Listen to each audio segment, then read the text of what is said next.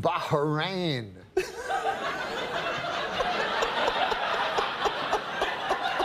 Norm MacDonald. Oh, hey, Chris. What's up? Dude, I love your show on Netflix. It's so awesome to see you on there and interviewing like all these people and stuff. It's so laid back. It's great. Yeah, it's fun because I'm getting to interview whoever I want, although that list is running short. You were always great on Letterman. Did you ever do like Carson? The first time I ever did the Tonight Show with Johnny Carson with guest host Jay Leno, which wasn't as good as the Tonight Show with Johnny Carson. But the guy told me, he said, "You're not a Johnny comic, you're more of a Jay comic." I'm like, really? Oh, that sucks. But anyways, Barry Manilow was the other guest, right? So he has these people that follow him around everywhere he goes. Yeah. It's all these old ladies and stuff. So the entire crowd was filled with Barry Manilow fans. It was the first time ever doing the show. So right before we were about to go on, Doc Severinsen, the band leader, right? Yep. He goes out and he goes, folks, after the break, we'll come back with a comic. It's Barry Manilow's favorite comic. Like he was so nice. And so then I walk out and the crowd like applauds for like a minute. Wow. Like it didn't even make any sense. And then they just laugh wherever they feel they should. You know, sometimes it was halfway through a joke. And that was Barry Manilow's favorite comic. So when you get a call like the Tonight Show saying, we want you on there, and you're all excited, then they go, it's the night that Jay Leno's hosting. You were bummed out? Oh, yeah. It was this guy. His name was Jim McCauley, and he booked the Tonight Show. So I got to L.A., I was like, I'm going to be the last guy, you know, the last comic that he anoints, you know? Yeah. And I was like doing spots every night, and then saw me after the show, and he goes, well, you're more of a Jay comic. And I'm like, well, what is that? What does it mean? And what does that mean, you know? He's like, you know, Jay's taking over. I'm like, no, I know, but I'm like, it'd be cool with Johnny. And he's like, well, if Jay, if you do good with Jay, Johnny will watch, as if Johnny's going to watch, you know, on his day off, like the guy he hates, you know. Right. So it was depressing to get the Tonight Show with guest host Jay Leno. Yeah, I watch, like a Seinfeld show and stuff, and him and like Gary Shandling really get excited about the whole thing about being on Carson, and I guess I understand that whole thing because like for me to go on to go on Stern. They equate it to that as far as radio. Yeah. Yeah, but I mean, that's the closest I've ever been, actually. Well, Letterman or Stern. Right. No, I've heard you on Stern. It's great. Yeah, it's fun. It's great going on there. You always phone him about something, and he's like, I hear you're getting fired again. Yeah. That's awesome that he's heard that. Well, yeah, I mean, that's. I think that's the only reason why a lot of these comics will do our shows because they heard me getting fired on Stern. No, he is the coolest. Are you going to do another special? Yeah, I'm going to do another kind of a different type of special. What do you mean? But, well, I haven't quite figured it out yet, but when I do, you'll be the first to know. Good. If Norm was going to build his super team of like a comedy tour, who would it be? Who would you have on that tour with you? I picked Brian Regan. Oh, yeah. Mm-hmm. Well, there'd be three. So it'd be Brian Regan, me, and Chris Bosch. Yeah, he's hilarious. Oh, yeah. No, he's more of just his face. Yeah, he looks like a Simpson. Right? Looks like a velociraptor. Yeah, he does. A raptor. He does. You know what is funny is the other night I was watching when you had Bob Saget on your show, and I videotaped it with my phone. He sent it to all of us. Yeah, I sent it to all my friends about the part where you guys were doing the joke thing, and you see, whenever you start talking about black weed, Saget gets so uncomfortable. Hilarious. Saget is funny. If you hang out with Saget, he's so famous because he had those two shows that were so gigantic, yep. You know? Yeah. So anyways, everyone recognizes him everywhere he goes. Everywhere. All they ever say is, you're Bob Saget. And then he goes, thank you. Would you have taken those gigs, Norm? Oh, no, I would not, no. I've done stupid non-accepting things before. Like one time I didn't accept this thing, because I don't know how anything works, and then it was a cartoon, and then it became a really popular cartoon, and then later my manager said, oh, you would have made huge money off that. I'm like, oh, you should have told me. I thought a cartoon was just made no money, But Norm MacDonald's the greatest, dude. Thanks for coming on again. You're always awesome. thanks, man. Peace.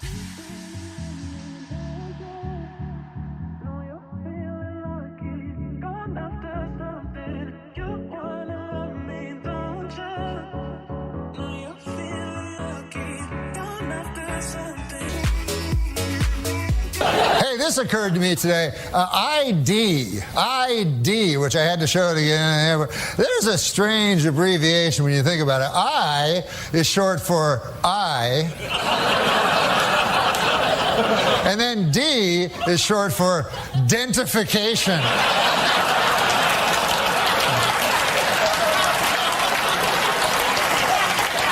They could have split that one up a little better, But I watch the TV, I watch the news, make you afraid, the news, Put all these stories on, Iraq, Iran, North Korea, try to scare you, But does it ever really scare you? You ever wake up in the middle of the night, North Korea! That little tiny country across the ocean. I wonder if they'll get me.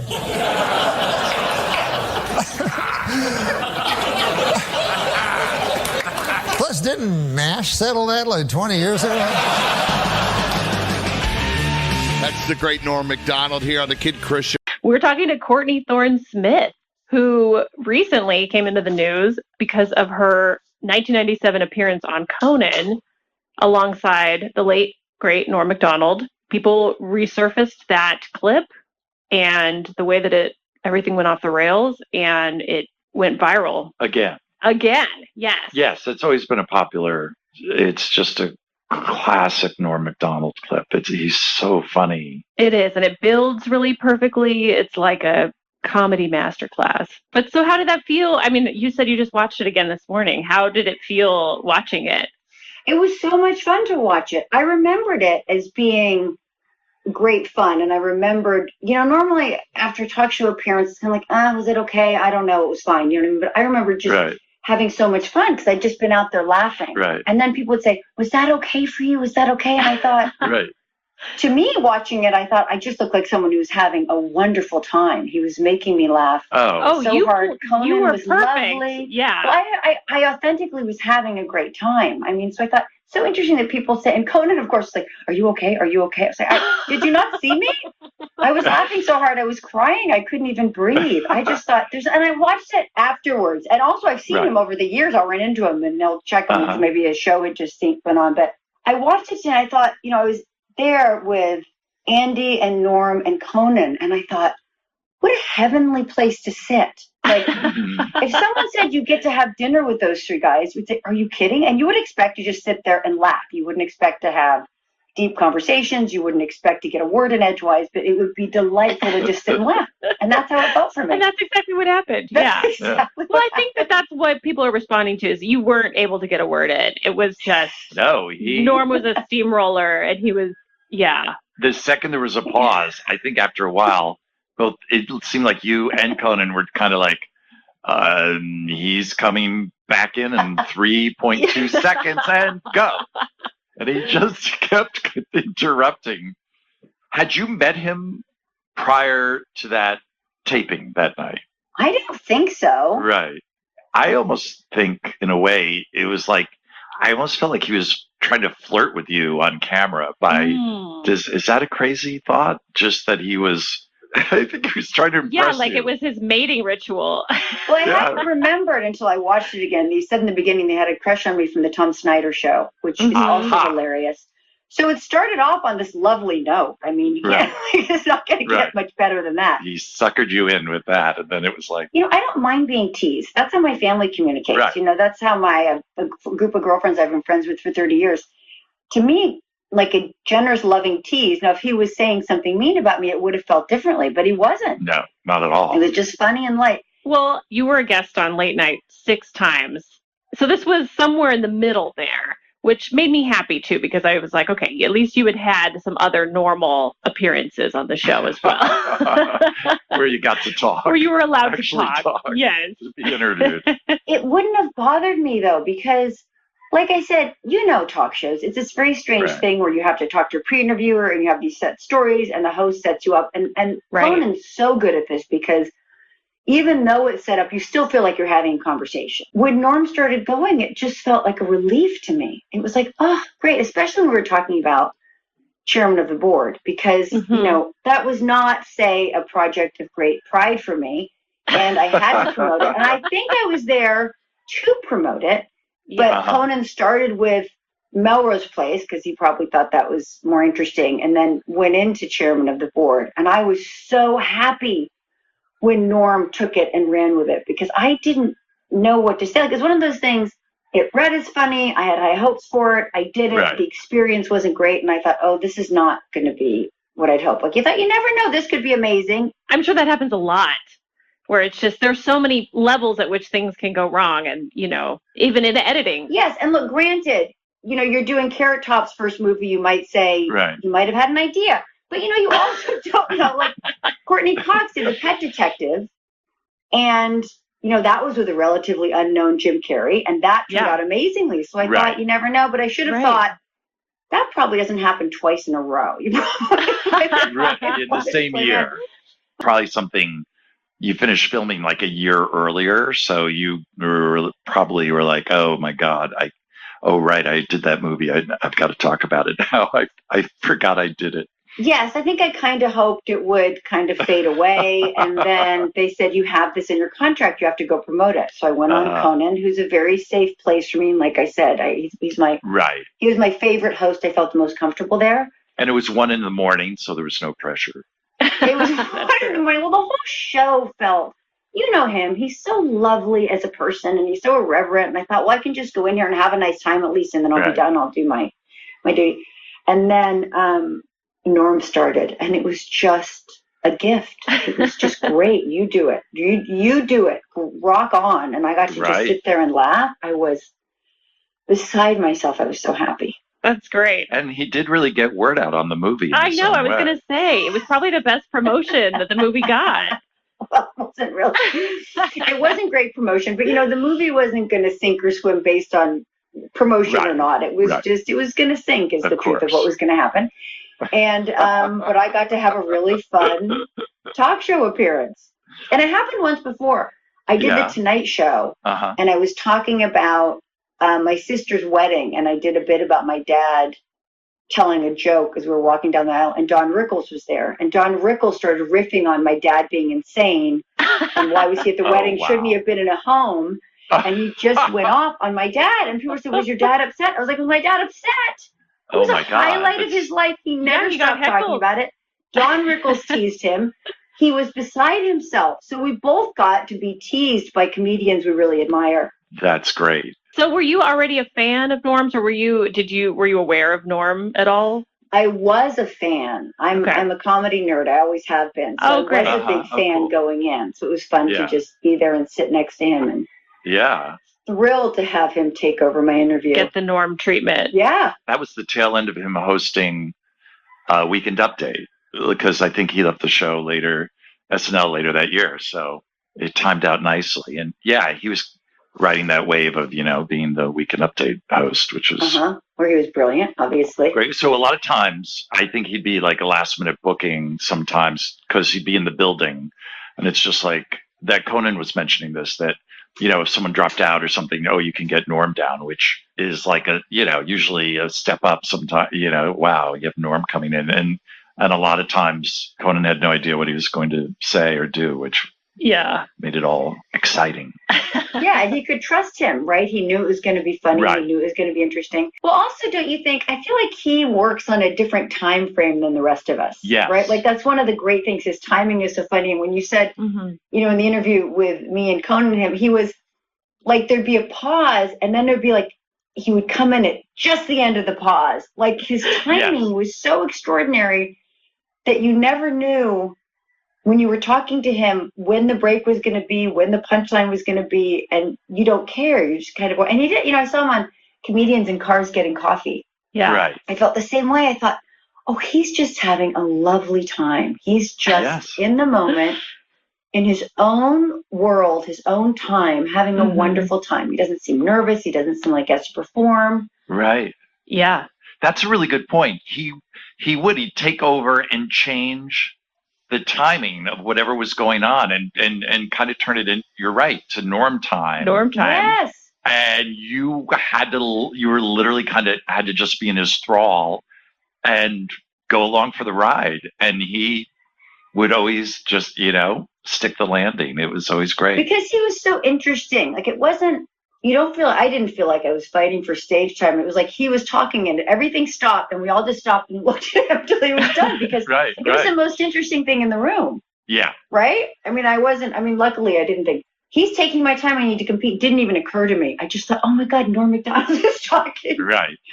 This is amazing. And I don't remember any other example on late night where he would just kind of take over like that during someone else's interview. It was just... Yeah, I wonder if he felt bad after that. Yeah. I don't think so. I think but like as I was saying, when they saw the shot, it had all of us in it.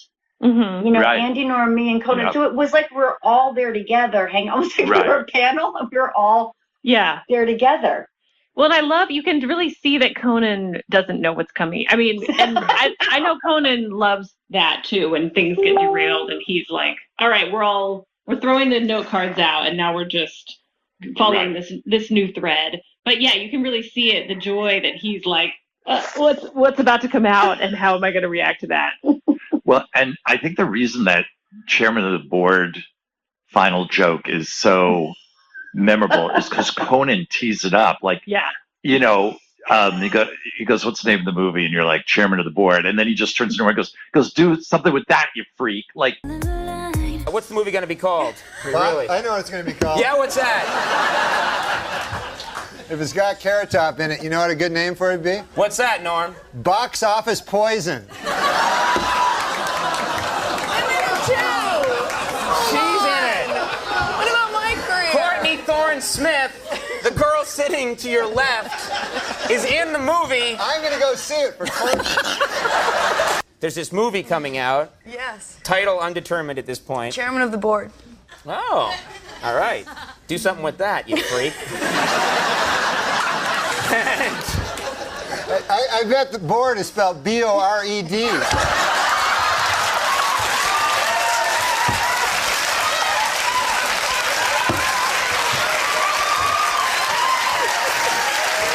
Do you remember when you said this? Note to self. Making love to blow-up doll, not as good as advertised. No? Oh, sorry. Must have gone too far there. I'll just... Let's take calls here. It's Loveline. Norm MacDonald is here. I'm Stryker and Dr. Drew. It's 1-800-LOVE-191 out in Utah. Mickey, you're 23. What's happening? Hey, guys. How's it going? Good. Hey, happy belated birthday, Dr. Drew. Thanks, Mickey. What's happening, buddy? Not too much. Hey, Stryker, how much you want to make a bet I could throw this football over them mountains? Very good. Very, very good. Napoleon Dynamite. Oh, yeah. A quick question. After sex, I take like a day to recover, but I've heard some guys take like an hour. What do you mean recover? Before I can have sex again. Yeah, I mean, you're 23. Most 18-year-olds take like 30 to 60 minutes. In your mid-20s, that starts to lengthen a bit. A whole day, you mean just to get an erection? No, before you can perform again, basically, right? Yeah, a day at the most. Sometimes it's, Is it before you're interested again or before you could possibly again? Before I'm interested again. All right, well, that's just you. That's Well, all right. I mean, what difference does it make? I don't know. Can you speed it up? But why would you want to have more sex when you don't want to have more sex? Right, when you're satisfied. Because maybe his lady likes it in the morning and in the night. Well, if you're going to do things for other people, then how dare you live your life that way? Being of service. Oh my God.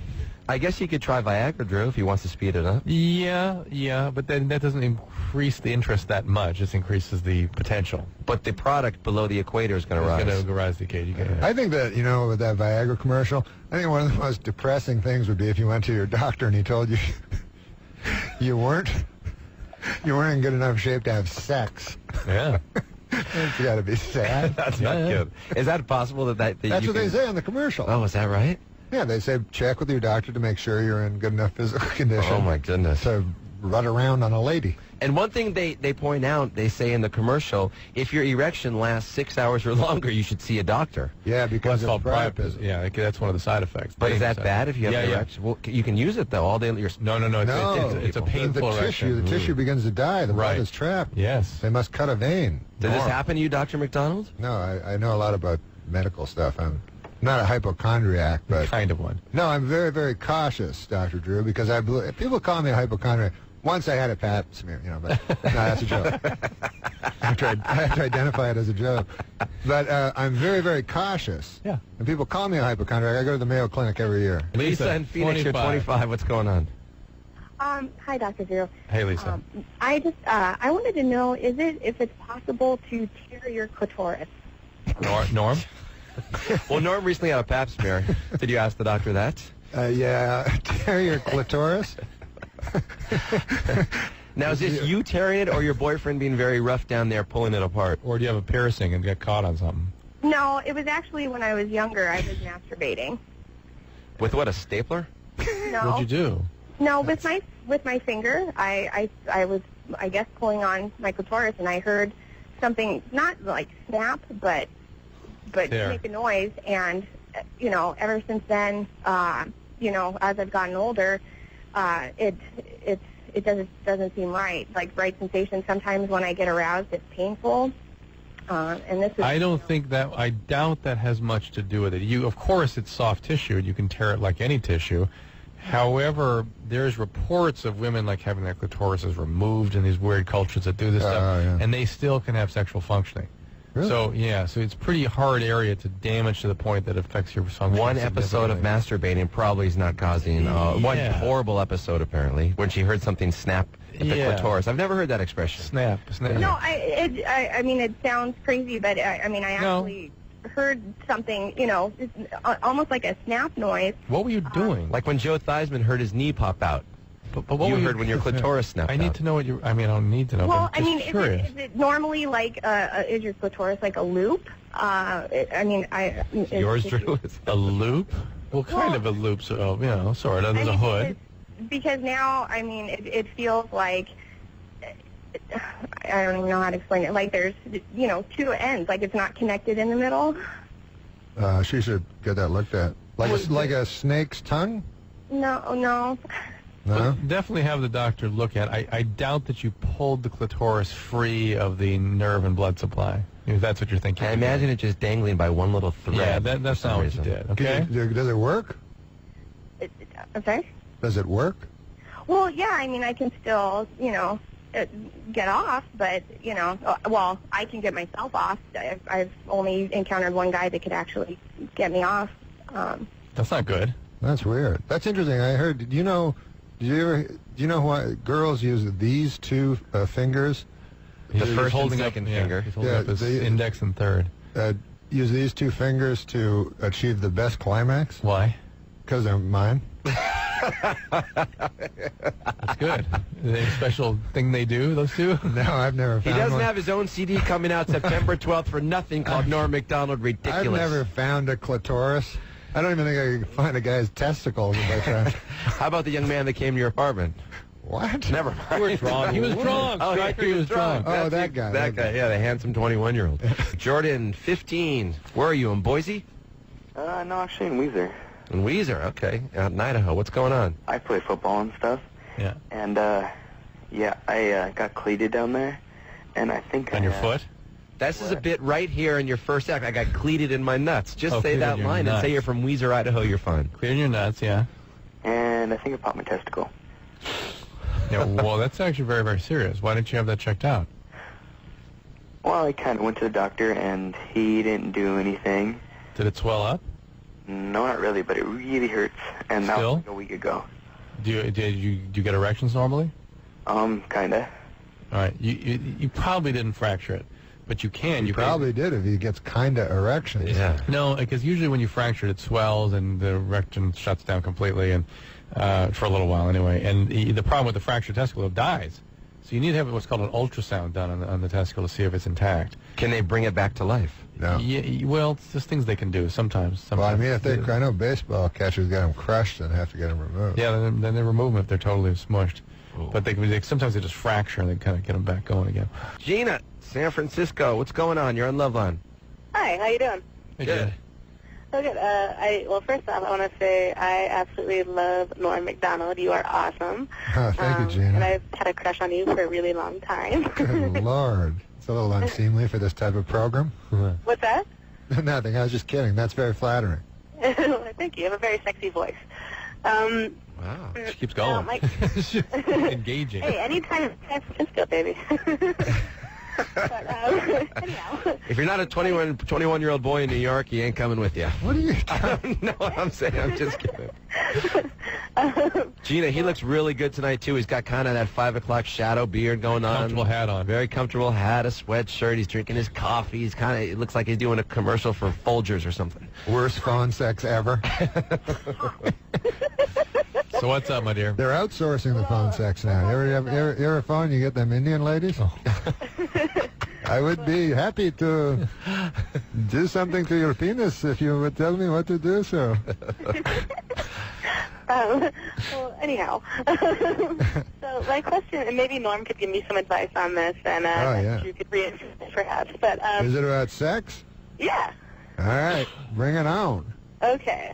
Well, there's a gentleman that I kind of see. I really like him, but he won't go downtown, if you know what I'm saying. I know exactly what you're saying. A lot of the listeners probably don't understand such a veiled reference, but why won't he? Definitely require. I require this. Why does he not like it? He said, I asked him, and he said it was texture, and that's A-okay, but he's like, a few years older than me. That's a reason not to eat eggplant. That's not a reason. Or peanut butter. Yeah, it's not a reason not to help your girlfriend. But the question is, do you go down on him? Yeah. Well, why don't you tell him, look, dude, I'm done doing that unless you reciprocate and get in the ball game downtown there. Because I kind of like it. But why, what's your boyfriend's name, Gina? Well, John Lovitz. What's that? No, why should he? Maybe he finds it disgusting. Oh, nice. That's what kind of... Well, I mean, it's certainly not a natural thing to do, is it? What? It's a made-up thing. Somebody made it up. It's been made up for a while, don't you think? Well, but it's not intercourse. So, like, what if he wanted anal sex from you? Okay, let me explain myself a little bit more because clearly I haven't made my point. She's down for everything, I think. More of a freak than he is. Like everything, anywhere, everywhere. You still like me? Yeah, my God. First time I have. But Gina, here's the deal. Norm, by the way? Anyways. Gina. Calm down with you. Okay. Hey, Gina. Slow down. So, I mean... Gina, hold on 1 second. Slow down. Hold on. Go ahead, Drew. Manicky. Go ahead, Drew. Stryker gave you the answer a while ago. I know you like going down on him, but you actually can coerce him by saying, okay, you don't want to do this, I don't want to do that. That's it. You have the power. And if he won't do this, it's only really a relationship. What? She's still talking. Oh, Gina, quiet, will you? It's only a real relationship when there's mutuality, when, there's sometimes you have to do something you don't want to do, but it makes the other person happy, and sometimes they got to do something for you. But however, Dr. Drew, would you extend that to, like, analingus? There are, everybody's got their limits, and this guy's maybe had his limits. Yeah. And the fact is, but that may be a deal breaker for the relationship for her. They need to really explore this. I mean, he has to be very clear, she has to be very clear that this is critically important to her. Yeah. And it's a little different. Analingus, that doesn't, for many women, they are only going to have an orgasm with oral sex. That's a common thing. And so... By receiving the oral sex. Well, if the guy, first of all, Gina, if the guy doesn't like doing that thing you were saying, high likelihood he's gay. Oh, he's not gay. I'd say probably 90, maybe 80, 90%. Like, I had a lot of experience with gay men. Like, my best friend all grown up was gay. And, like, I have radar, if I do say so myself, and he is definitely not gay. All right. Like, well, maybe you should work on the texture of your vagina. Oh. I mean... We should go from what, abalone to conch? There, but what are we doing here? What was that last thing? Any part of me. Don't you ever stop talking? No, I've heard a lot of guys don't like doing that because they feel it emasculates them or something. Have you ever heard that? Yeah, I've heard that. And there's certain sort of ethnicities that are really not into it. I really. heard black guys. Yeah, even Jamaican guys are really something. Yeah, the Jamaican. Yeah. They're black, aren't they? Yeah, well, they're Jamaican, right? Yeah, I don't know. yeah. But whether you like it or not, you are doing it to please your partner because she is doing something to you to she please needs you. that, right? She Yes. needs that, so. Yes. And if it's making her happy, bite the goddamn bullet and do it. I agree. Yeah. Even if it's well, just you for shouldn't 5 bite. minutes. I don't think you should bite. No, because no. That's just being passive aggressive, the and she bullet. won't want to do it again. Take the bullet. Counterclockwise swirl with your tongue will be fine. Is that what the play is? I think. Or just do the alphabet with your tongue. That's what some lady told me a long time ago. Well, they love the Q. I know that. Yeah.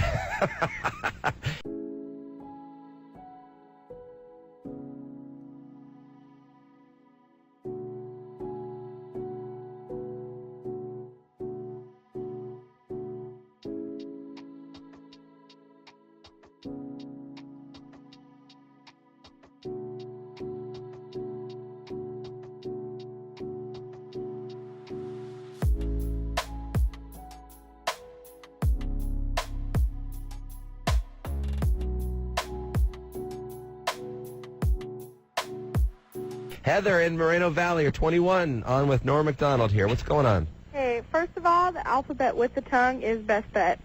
Ah. Well, Norm zeroed in on one letter. I think he's probably right. He said Q. Just stay with Q. Second of all, Striker, how do I get your job?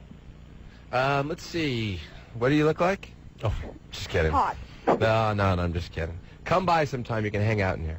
Yeah, I'm sure that will happen. You live out there in the 909. You're not that far. Yeah, not that far at all. All right. But Well, bring I love your job, I got to tell you that. Oh. You guys are awesome, and Striker, you're hot. Thank you very much. You're You welcome. got any sexual? You got any? She got him? Do you have any sexual dysfunctions? Not at all. Not at all. What the hell? She was just calling to sex say if kudos that's to a you. dysfunction. Was that? I said I love sex if that's a dysfunction. Yeah, it is. You should love children and puppy dogs. No. You should just need sex. 21, no children for me. Good Yes, for you. good girl. All right. Thanks for calling, Heather. All right, bye. All right. We'll see you later. Let's talk to another caller from Idaho. Jennifer, you're 15. What's going on? Yeah. I have been with my boyfriend Oh, for... was that a smoke Smoke alarm? alarm. Jennifer, Yeah? you hear that beeping in the I background? know. This girl's smoking. No. So what's the deal? I just moved back in with my mom like a week ago. All right. Well, your mom should. Well, where be, were you at 15? Not with your mom. Were you with your dad? No, I was living with my boyfriend out in Oregon with his parents. That is not cool. How old's the boyfriend? He just turned 19. Where'd you meet him? At like a movie dance kind of deal, kind of thing, something weird like And that. what did he do, and what was going on with you in Idaho that you picked up your stuff at 14, 15 years old and went to Oregon? What's up with your mom that she allowed that to happen? Actually, I was around like 12 or 13. What the hell? Yeah. How'd your mom let that happen? I don't know. My mom is kind of weird. Where's your dad? I have no idea. Oh, so this 19-year-old must have been a piece of work. Yeah. Oh, yeah. Well, we've been together for about 3.5 years now. And what's your question? Well, my question is that we started being sexually active about 1.5 years ago. When you were And- 14. It's a beautiful thing. Yeah. 13 and a half. Don't have kids, for God's sakes. Do not have kids, Jennifer. How old was your mom when she had kids? She was 15 when she had me. Jennifer, do not do that. I know. All right. Birth And- control. Does she already have a kid? Me? Yeah. No, I have no kids.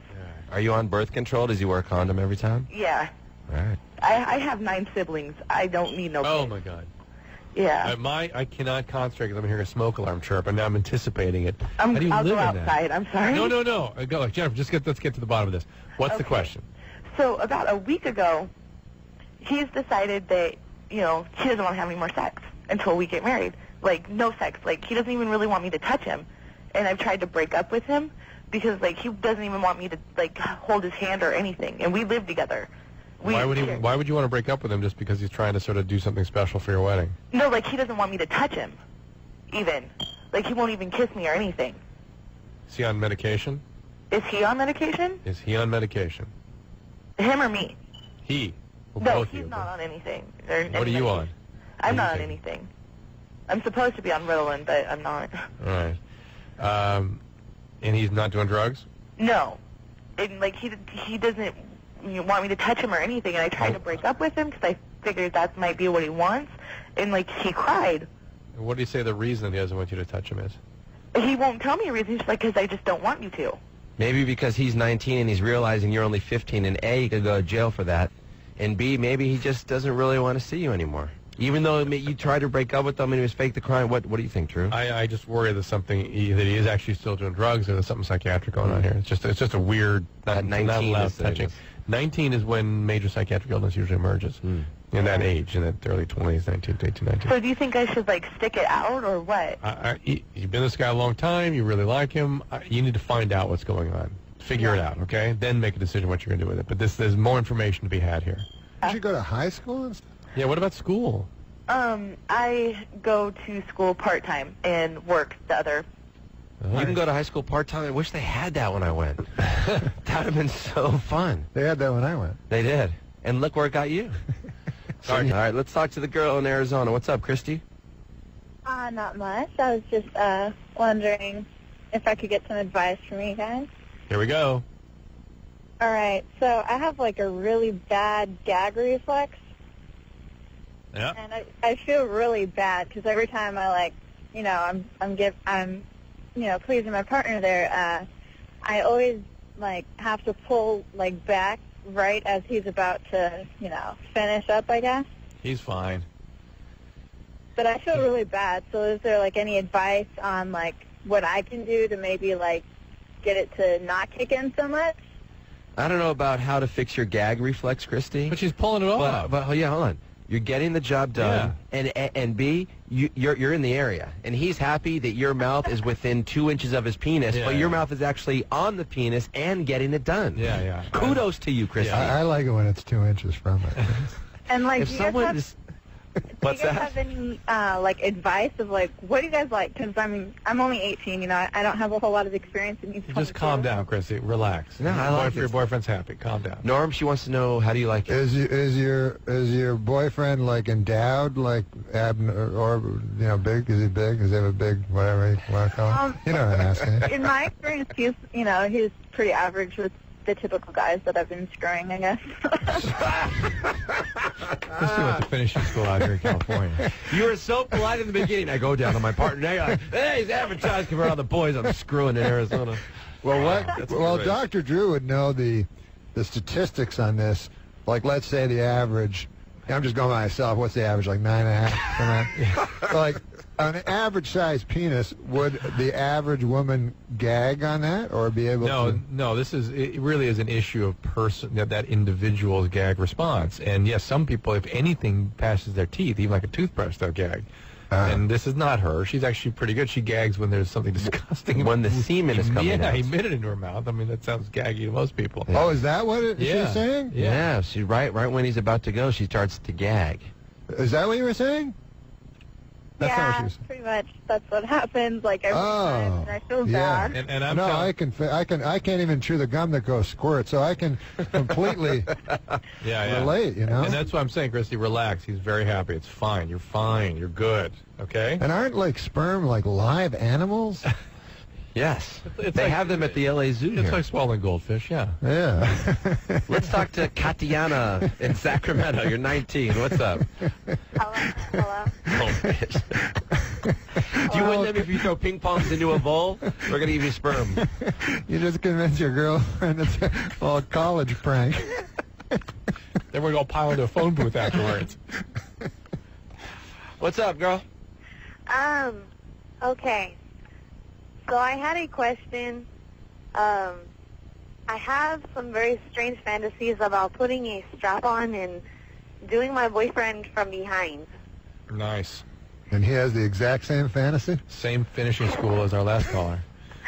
I just need to know if this is completely inappropriate or... For some couples it is. For some they do this. I mean, do you mean the fantasy or actually carrying out the act? Yeah, it's a little aggressive and whatever.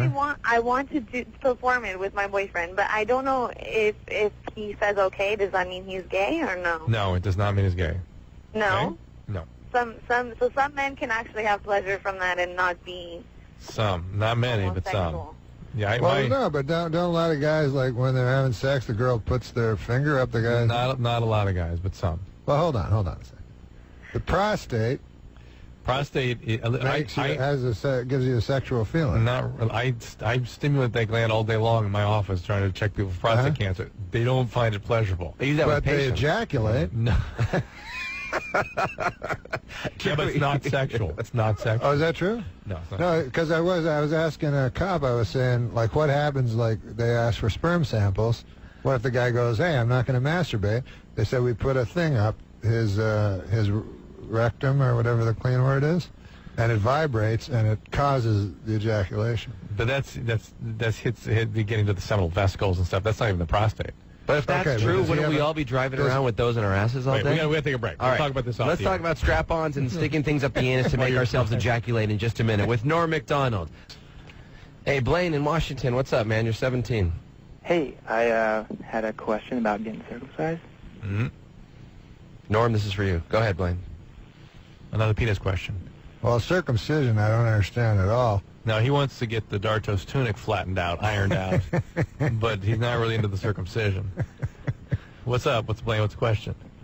Well, like when I have sex without a condom, I know that's bad, but when I do, it kind of hurts, and it's torn once, and I just want to kind of get rid of it, and I don't want to have to worry about it. Yeah, that's what happens, is you can get tearing and then narrowing, stricturing of the tip. I think it's called phimosis in that case, and it's painful when you try to pull it out again, and that's an indication for circumcision. I'm showing Norm some pictures of that here. And if he's 17 and this is going on... Yeah, it's going to get worse as you get older, and so... But it was always my understanding that circumcision was strictly a religious thing. And No. to stop people from masturbating. And... No. Well, Dr. Drew, come on. How could a person be born with not perfectly?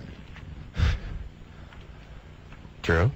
Born not perfectly? Yeah, how could a person be born and instantly need an operation? Oh, not instantly. And not everyone needs it, like anything else. I mean, some people have an appendix and they keep it their whole life. No, but I'm saying... But you don't have to. Doctors constantly circumcise we do it. Well, babies. Yeah, we're the only country... Is it because of cleanliness and all that? Yeah, it's a pain in the ass, but we're the only country that does it. It's money, right?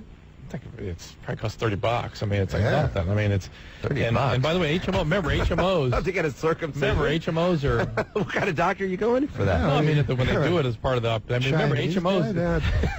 You remember something? HMO, everything's already included. Yeah. You know what I'm saying? Yeah. The less they do, the more money the doctor makes. So doctors aren't interested in doing more; they're interested in doing less. The way the whole system works now. So there's no motivation to do more. The fact is there's less HPV, less cervical cancer in partners, less transmission of HIV. There's all these infectious disease reasons that I begin to advocate on behalf of it now. And this kind of business happens a lot. But they're just finding this out now? Yeah. I mean... Well, then why have they been circumcising people for years? It started as a religious thing, for sure. That's what I thought. Blaine, have you talked to your parents about this, or is this embarrassing to bring it up at the dinner table? If God told us. Well, it's quite often a topic at the dinner table over meatloaf, but Over the band or the food? Both, actually. All right, smart guy. No, I like him. I don't know. I don't have the heart to tell him. Well, then go talk to your doctor. Yeah, just go on your own to the doctor. Is there any way you can just have unprotected sex? What? No, is there any safe way to have that? I guess not, huh? That's when it hurts. That's when he has the pain. What? Yeah, with the condom on, it doesn't pull it back or anything. Right, see? Oh, you wear a condom. Well, That's what you're supposed to do anyway. Dr. Drew said that. That's true. That is true. Yeah, it's just been really... So you're going to get circumcised so that you can get an STD. That seems insane. I didn't plan on doing that. I just don't want it to hurt later. It's going to really be a really problem with these guys. Yeah, and Blaine, I'm not going to tell you what to do about anything, but dude, you got to wear a condom because before you know it, you're going to be with a girl, even if she's 17 or 18, and if you get herpes at 17, man, it's not going to be a good day for you. But ultimately, if he's starting to stenose now, he's going to need this to be done. Yeah. Look, awkward, uncomfortable sex is better than none. That's what I always say. As awkward, uncomfortable experiences go, it's amongst the best. Exactly. You got a lady right now? No. You looking for one? Nah. Hollywood Boulevard. I find sex kind of dull. Really? Well, I'm old. You're not old. Yeah, man, I'm 43 years old. Are you? Yeah. You look a lot younger than that. I thought you were 42. I got white hair. Amy in Long Beach, 14 years old. What's going on? Yeah. What's up, Amy? Yeah. I have a question. Yep. How come boys I heard in a magazine that boys think of sex every 7 seconds. Yeah, and by the time they're 17, 18, Sex. I'm not sure you can actually measure the time between when they're, there's not any time when they're not thinking about sex around that age. They are under the influence of a drug at that point, and that drug is testosterone. I think about it honestly. For instance, this weekend in Vegas, every 2 seconds. Yeah, every really? second. Yeah. Every you and I are beyond that. You have to remember back in your memory system when it was and like it's not 15. dirty like I'm having sex. It's just you walk and you're walking in Vegas and you're there's looking at boobs ladies. everywhere. Yeah, So it's every second. Yeah. Right. And every time you walk around, you're on not necessarily a mission. That girl's house goes everywhere you go. Men are on drugs when they're 18 to 22. A friend of mine actually is like, I'm 43. This guy's like 50. Right. So he decided to take the Viagra. Yeah. So he would have the erections, but he wouldn't have like desire. Yeah. So then he took like testosterone. Yeah. Really? Then he said, like you were saying, on a mission. He was like going to bars and he would not stop until he found a girl. It was like a. Well, that's 18. That's what you are like when you're a teenager. Right. Yeah, and the women do not get that. We don't educate them to understand that these men are under the influence. Yeah. That's driving them. Yep. And if you think they're thinking like you are, no, they ain't. And women have no sex drive at all. No, they're just not the same thing. They're It's not as directed. They're thinking about like baking cookies every 7 seconds. As Stormy, what's her name? Stormy Daniels. Stormy Daniels told us she produces these porn films. She goes and stars in them. She goes, guys just want. I've learned through doing all these porn films. She goes, I've learned that guys just want to watch people having sex, and women want to understand why these two people like each other so much that they want to have sex. And that's pretty good. And we remember last night we were talking about different positions for guys. That's our thing. Yeah. If it's doggy style, because that's what we're looking at right there. Yeah. Yeah. Explain it, Drew. Just the guys tend to get, first of all, they tend to focus on body parts. They tend to zero in on things. The girl, that is a bizarre concept to women. Because they think about, they close their eye, think about how they're feeling, look in people's eyes. Guys are like, even if they don't like what the parts are that are in front of them, they start conjuring other parts. Oh, yeah. Parts. That's weird. Or eventually move them into the position so you are looking and feeling at what gets you going. And guys have their zone, and once they get a girl to sort of participate in that zone, they don't want to move out of it. Yeah. And girls are always wondering, why don't they want to change? They always the same thing. That's it. That's their thing. That's what that guy's thing. Have you tried Viagra? How crazy is it? No. I would never do anything do anything to my heart. How crazy what? How crazy is it that when a guy is having sex, his mind is so gone, he's sometimes actually saying what he's doing. You know what I'm saying? How crazy are you? Are you asking me? No, I'm just saying a girl never does that. Right, that's right. A girl does, you go, I am ready. And the girl goes, yeah, I know what she does. Justin, 18, here in L.A. What's up, man? Yeah, man. I've been with my girlfriend for like a year and 3 months almost. Right. And I don't know, I've been like curious to try like anal sex, but like she's like 100% against it. There you go. Like 100%. Is there any way to like, I don't know. Listen, many women are harmed by this. It's very painful and will harm her. You still want to do it? Oh, feels fantastic, though. What's that? For the dude, it feels fantastic. Yeah, I've never thought of it I've like heard. that. I don't know. Say that with such confidence. I don't know. He's going to insist upon it. Like there are women that like this and can tolerate it, and their bodies are sort of okay with it. There are women that cannot and will. I mean, it's not like it's even been tried. It was just like if you bring it up in like a question, she's like, no. Well, there's probably a reason that probably she knows it would not be comfortable for her. Most women are like that. Really? Yeah. Now, so you're saying, Dr. Drew, that gay guys should not perform anal sex? Not that many, not a high percentage of guys do. Most of them just engage in mutual oral. Oh, really? Yeah. That's interesting. Yeah, a lot. So gay men and gay women do generally not have intercourse? Generally. I mean, I'm not saying that all, but generally that's a common thing. Oral sex is a major component of that. I've always found it odd to have a relationship with someone and yet not have intercourse. Right. Yeah. Are you having intercourse with her, Justin? You having sex? Yeah. Does she give you blowjobs? Oh, God. Can you see that? No. Does she? No, I mean, she does, but... They're fine. You have sex and you receive oral sex, you're good. Yeah. You're good. You're 18. You're having sex at 18. I didn't even know what it was at 18. You want to find a girl that really is into the other thing? Fine. Why, Sam Kinison used to have a really funny bit on anal sex. where he went like he compared to being in the Garden of Eden, and they had the fruit of the knowledge of good and evil. They had the apple, and God said, "You can have any fruit except that apple." And they were like, "Well, we weren't even thinking of that apple, you know." Until you mentioned it. Yes. So it's like the girls are going, "You can have sex with me here in the mouth, you can have sex with me here in the vagina, but not here in the ass." And then I'm not even thinking about that, but now I can't stop thinking about it. Good bit. Sam Kinison, man. Thank you, man, for being here. Yeah, this was a blast. Come back again. I'd love to come back. It'd be fun. Talk about sex. Yeah, sex. With 12-year-olds. We had a nice range of people tonight. When I was a kid, I'd do impressions because Rich Little did impressions. And I would do impressions of him doing impressions. I wouldn't know who the guy was. It'd be like Jimmy Cagney or something. I'd never heard of him, but me and my buddies would, do Jimmy Cagney. An American, you say? Well, I'm a Yankee Doodle Dandy. Yankee Doodle, do or die. You can't get any more American than that. So, but no, sometimes people do yell that stuff out, though. They'll go like Bob Dole, like I'm going to do some guy that's, hasn't been around in 8 years.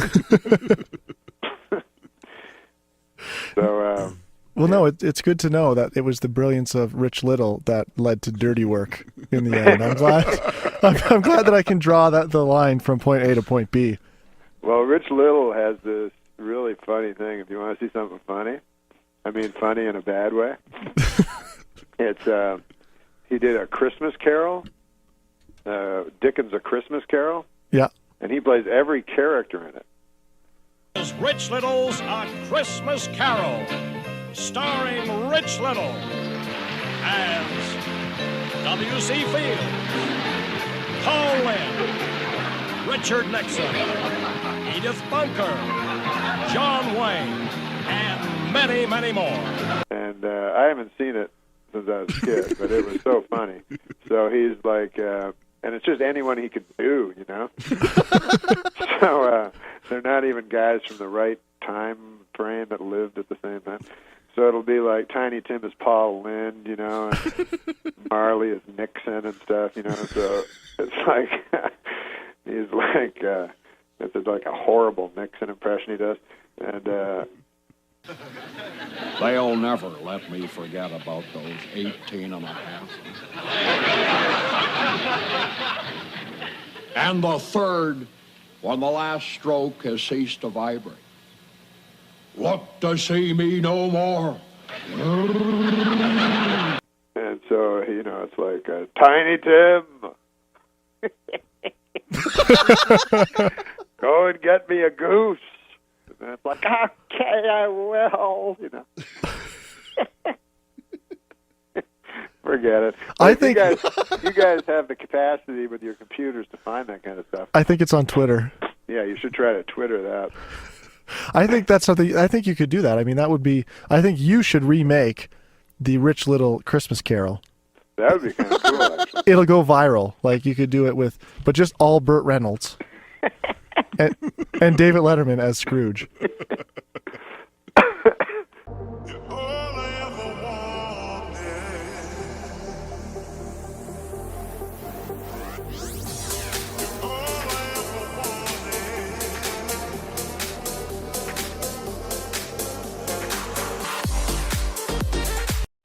And finally, back again, Burt Reynolds in a commanding lead with $14. Hey, check out the podium. Look at this. Mr. Reynolds has apparently changed his name to Turd Ferguson. Yeah, that's right. Turd Ferguson. It's a funny name. Great.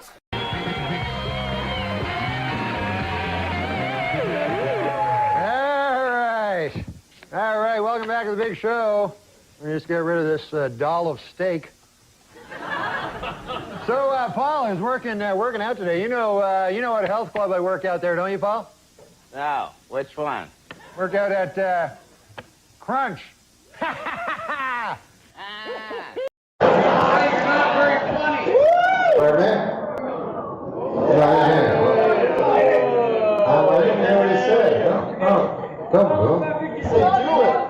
What is going on? say, sir? He's not very quiet. Who? What's up, right? What do I give a fuck?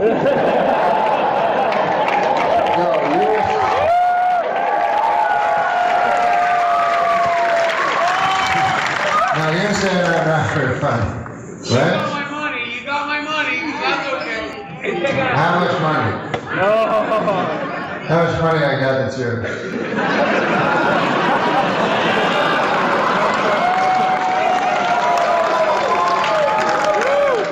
No, honestly, I don't care. How much? Well, a couple bucks. Are you alone or you just by yourself? I'm alone when I'm with someone. 8 p.m. He's not alone, unfortunately.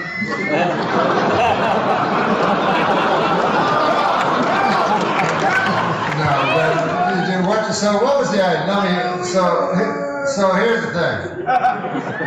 So you go, I'm gonna pay money. Go see this dude, right? I think it's probably costs a lot of money, right? So,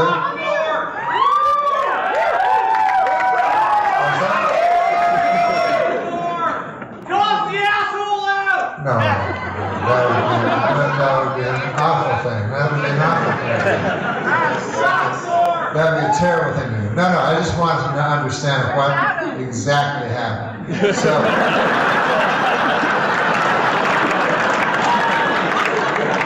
but anyways, you at some point in your life you thought I was funny. Because I don't got no fucking banjo or shit.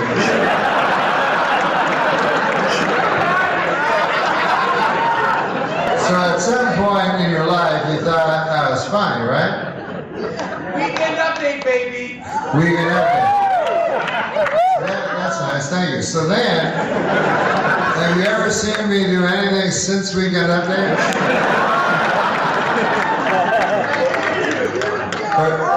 Pardon me? YouTube Morbid ones. I'm sorry, what? YouTube Morbid bits. I did what? There's a lot of YouTube Morbid bits. YouTube morbid bits? Oh, morbid. I see. And so then, did you like those? No. You didn't like those?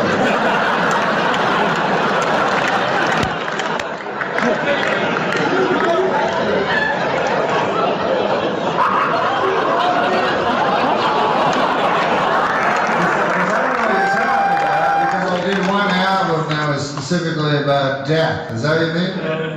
Yes! So they were clips, but you didn't like those. So then you said, I'll come here to this show. You said that you were better. You weren't doing the morbid stuff anymore. Yeah, I'm not doing the morbid stuff anymore. Did I do anything more? First of all, I never said I was better. I've never used but have I done anything morbid, do you think? No, Norm, I love you, baby. That's why I'm here. So shut up. Why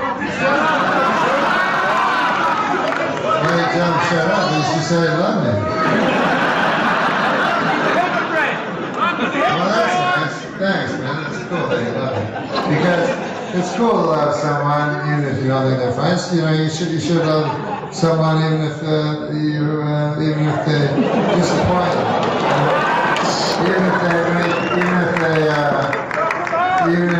No, I'm not going to check them out. Why would I do that? Yeah. So you know, it's nice of you to love me, even though I've disappointed you. I'm sorry I was funny, because seriously, I never tried. You know. I'll try to do that. But that was nice that you said that you loved me on the Weekend Update. And it was sweet that you said you loved me. So, I love you too, bro.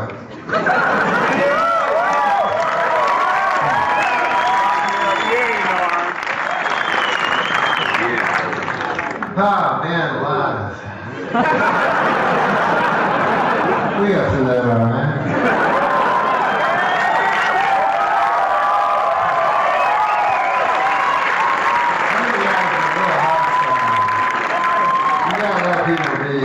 gotta let people have their opinion and stuff like that. You know, man paid a lot of money, and then he's like, what the fuck is all this shit? Morbid shit.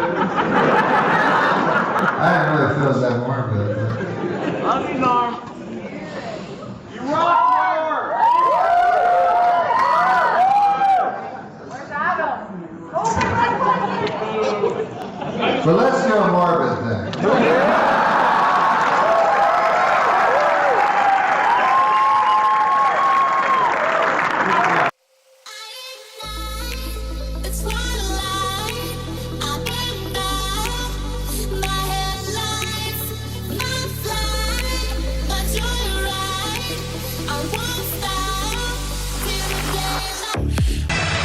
Well, thank you very much. I'm very excited to be here, you know, and I was asked to host the ESPYs this year. Yeah, hi, that's my name, Espen. Thank you. Thank you.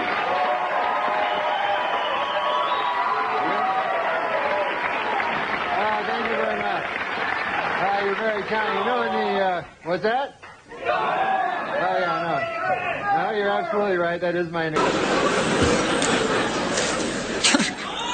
What's that? Guy yells my name for no reason. So Adam Eager told me something I didn't know. He said you worked with Red Fox on a variety. Yeah, I heard that. I'm dying to hear it. I produced Red Fox variety. You told me he just worked on it. Worked on it? Well, that's, I mean, according to your Wikipedia. What do you think I was, a stagehand, you douchebag? Worked on it. Did you do your notes? No, I want you back on information drugs. from I'm Wikipedia. serious. I want you back on stuff so you know. Close. I'm going to do a shot I'm next sorry. break. No, it's I'm true. just teasing No, you. I'm Adam Egat. I work at the world famous Comedy Store. I'm the manager over there. Before that, I was a manager at the Tempe Improv, and I don't know what I'm doing, I'll be honest, and I'm not an actor, I'm not a comedian, but I'm just going to try my best, and I'm going to do the best I can, and I hope the people watching at home will give me a chance to I don't know, just give me a chance. So how do the other comics feel? Like you're at the Comedy Store, you're running the Comedy Store. Exactly. And they're all there working on their comedy, hoping to maybe someday break into television. They're not happy. Yeah. Like a lot of them are in my ear. They're Yeah. like, you know what you should do? You should get me in there. You clearly don't know what the fuck you're doing. Yeah. You're not happy about Adam it. is very nervous about the whole I'm a venture. wreck. I'm a fucking wreck. No, I think it's hilarious. It's He may start drinking No problem. I probably will start drinking. I just think that maybe a lot of people at the office might be pissed about this whole thing. You would not be wrong. Yeah. You know, one of my followers on my Twitter, Pikesville Al, you know Pikesville Al? No. He's the guy that doesn't like you. Oh, yeah, you told me Does he about live in that guy. Pikesville, Maryland? Yes. Oh. Yeah, this is the thing about Larry King. He knows every. I know everything. Absolutely. Everything you From the don't show. need to know. That's a broadcast. So who's a sponsor? A sponsor? Pikesville, Nick. Who's Pikesville Al does not like him.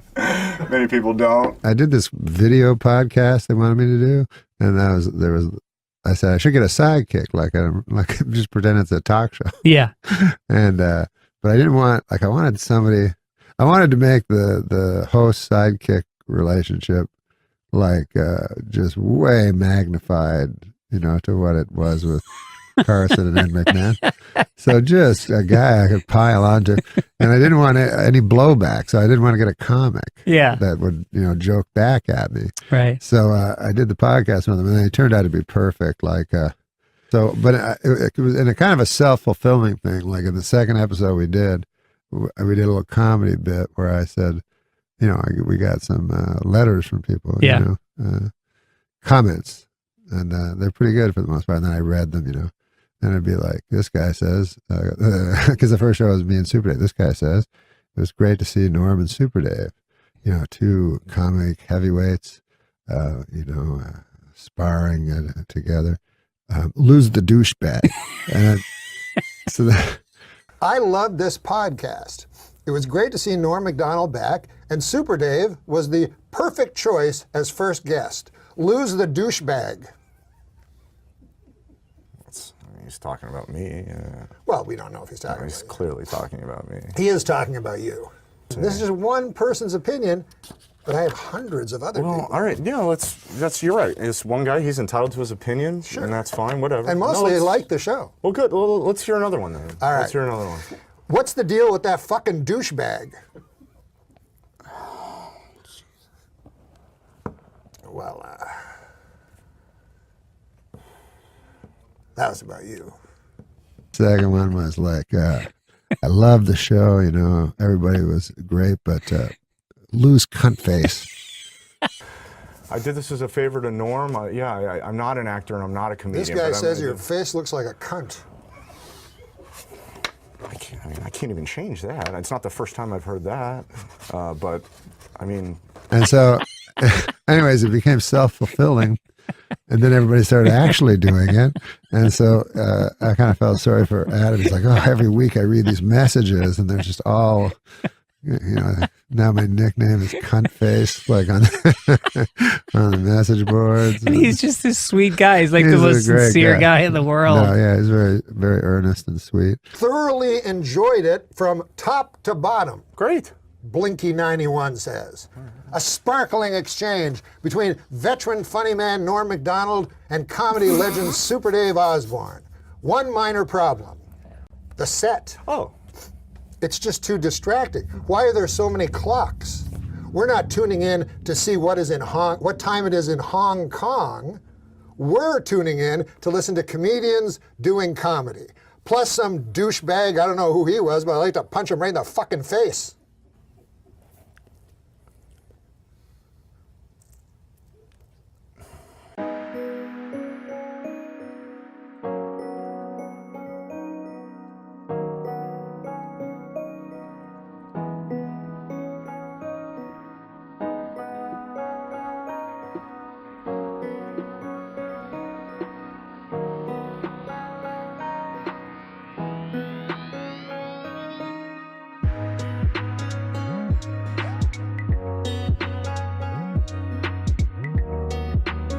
Not good.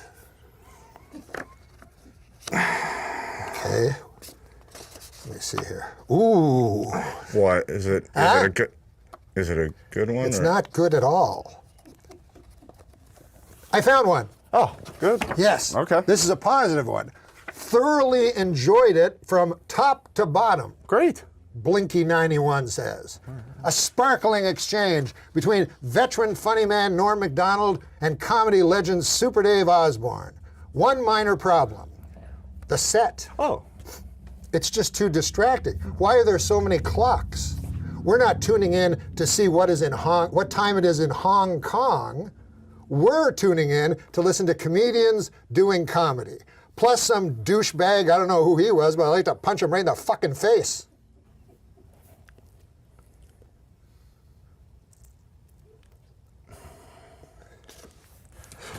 Okay. I mean, we don't need to know what the people think. Well, no, I mean, it's hard, Norm. It's hard. I'm not used, I'm not. Magician David Copperfield has announced plans to open his own theme restaurant. The theme, I don't deserve my girlfriend.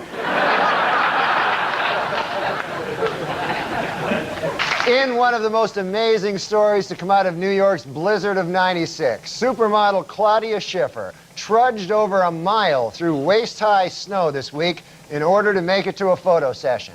Even more amazing, she sleeps with this guy.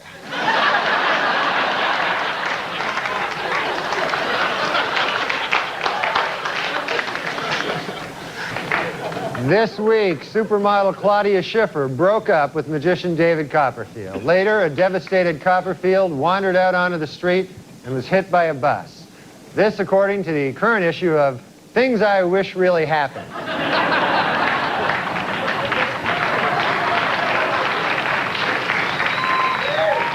In other entertainment news, a religious group in Chile is trying to ban a new Claudia Schiffer film which features explicit lesbian sex scenes. According to the group, sex between two women is an abomination before God, almost as blasphemous as sex between a woman and David Copperfield. I don't know which is worse, which is more of an abomination. Julia Roberts told reporters this week that her marriage to Lyle Lovett has been over for some time. The key moment, she said, came when she realized that she was Julia Roberts and that she was married to Lyle Lovett.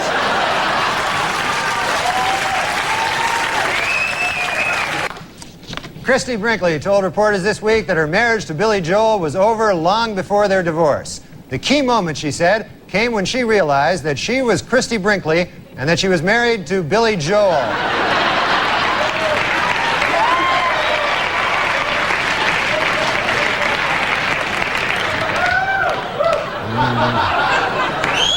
In a recent interview, Christy Brinkley suggested that football players should have special gloves connected to lights on their helmets. That way, when they catch the ball, you'll know who has possession. Read these and other interesting ideas in Christy's new book, I'm an Idiot.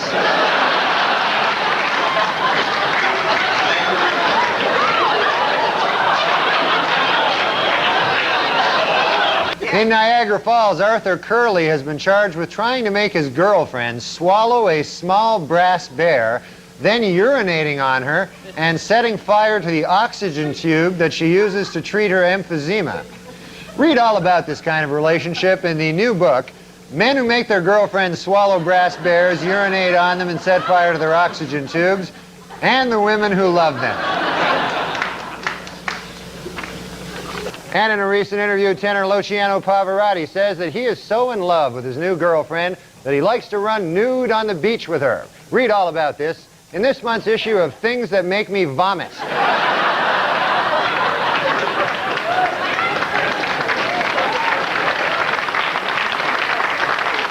That picture makes me vomit as well. Finally, in entertainment news, there are rumors that actor Don Johnson is dating 71-year-old San Francisco socialite Denise Hale. An observer who spotted the couple necking in a restaurant will have trouble getting an erection for the rest of his life. Well, newlyweds Tommy Lee and Pamela Anderson had their first argument this week. He wants kids, while she wants fake kids.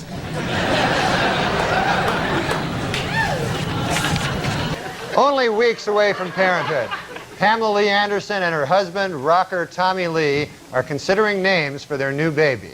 If it's a girl, they'll name it after the mother and call it Pamela. And if it's a boy, they'll name it after the father and call it Lucky Bastard.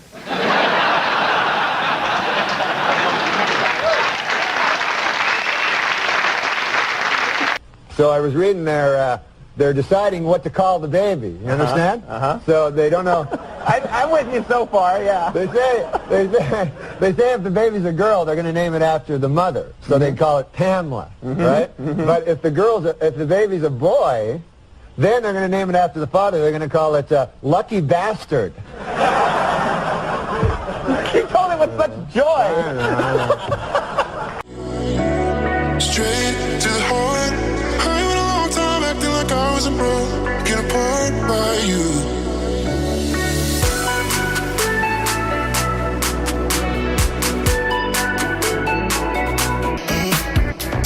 Oh man, I'm sorry, baby. You know, I just love you so much. You know, it just gets me crazy, you know? Hey! Hey!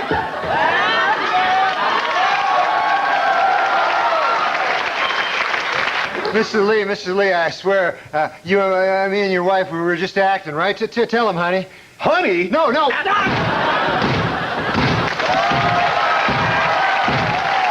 Judge Lance Ito this week barred all potential jurors from reading Faye Resnick's controversial new book, Nicole Brown Simpson, Diary of a Life Interrupted. The judge also barred them from reading Faye Resnick's other new book entitled, Judge Lance Ito is a Big Fruit. And now it's time for Weekend Update's movie reviews. This week I saw Interview with the Vampire. And here's my review.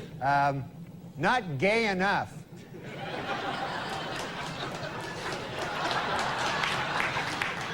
This week, a court banned gays from marching in Boston's St. Patrick's Day parade, but they will still allow them to be beaten up by drunken Irish guys. I'm afraid to know what you're applauding at there. Okay. Meanwhile, Elton John continues to deny rumors that he is engaged to his tennis racket.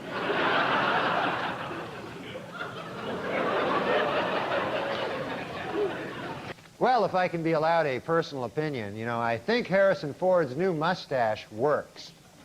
And by works, I mean looks really gay.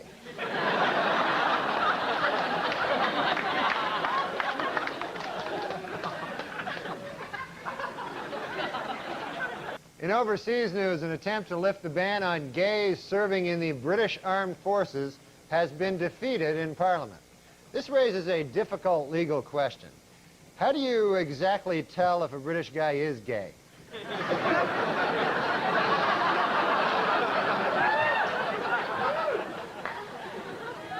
In an interview in this month's Vanity Fair, actor Tom Cruise attempts to end once and for all rumors that he is gay.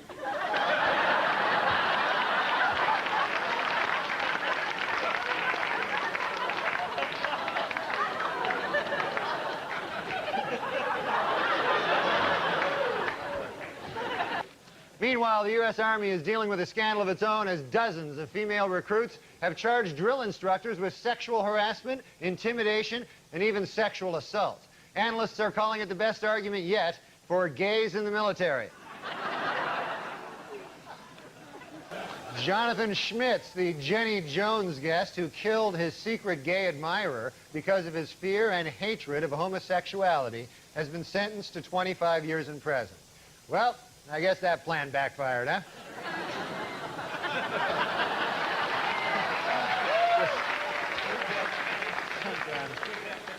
And it's been reported that Keanu Reeves is engaged to actress Amanda Decadina. Asked to comment, Keanu said, "What? I thought I was gay. I'd always heard I was gay. Beginning in March, DC Comics will change Superman's traditional red and blue costume to a new form-fitting bodysuit. The problem with the old costume? Not gay enough.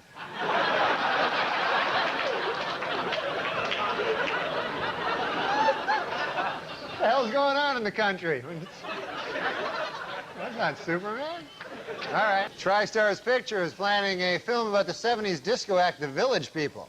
While the movie will be coming out next summer, it plans to wait until Thanksgiving to come out to its parents.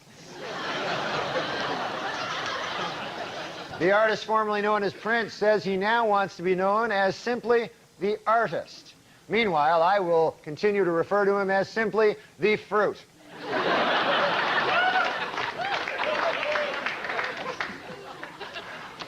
In other music news, several major acts are on tour this month, including the Counting Crows, Metallica, and the Fruit. A study on weight loss revealed this week that women who participate in a weekly diet program lost 50% more weight, snacked less, and bought more fruits and vegetables than women in general, which just goes to prove my new theory: Richard Simmons is gay.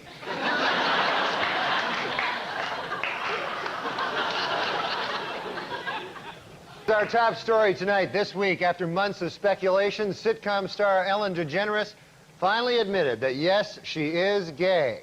Inspired by her courage, today, diet guru Richard Simmons admitted that he is really, really, really, really gay.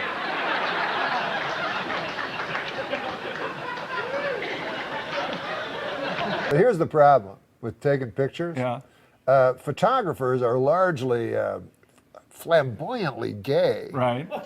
And so then when they take, a good look for them is a flamboyantly gay look. Right. So when they take your picture, you know, they want you to look flamboyantly gay, and then you're like, can I look a little less flamboyantly gay? And they're like, no, this is good. I'm like, I'm wearing a dress. Well, again, it's tonight and tomorrow night. The Comedy Works in Larimer Square. Thanks so much for toughing it out man. without coffee. It's This great to was meet fun. you. Thanks Thank a you, lot. Norm. All right, on over. Excellent suit. Thank you. Yeah, it's Yeah, just I like that one. brand new. Oh my. Let's get back over to Angie and Chris, please. Wait a minute. Norm, what is wrong, Norm, with flamboyantly gay? Yeah. I ask you. I ask you, Norm.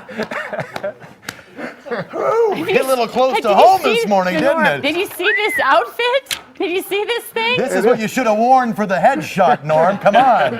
Panache. It is cool. Huh? Come on. You wore that between what he's wearing now and ending up in the dress. That was Yeah. halfway. It is cool. Norm could have worn this. Oh, yeah. Wow. Hey, Johnny Weir called. He wants his outfit back. Oh, hey now. He's talking to you, too, not me. I don't know who he's talking I don't to. know. Maybe he is talking to me. Because Johnny Weir would look fabulous in this. Look good in either one of these outfits. Yes.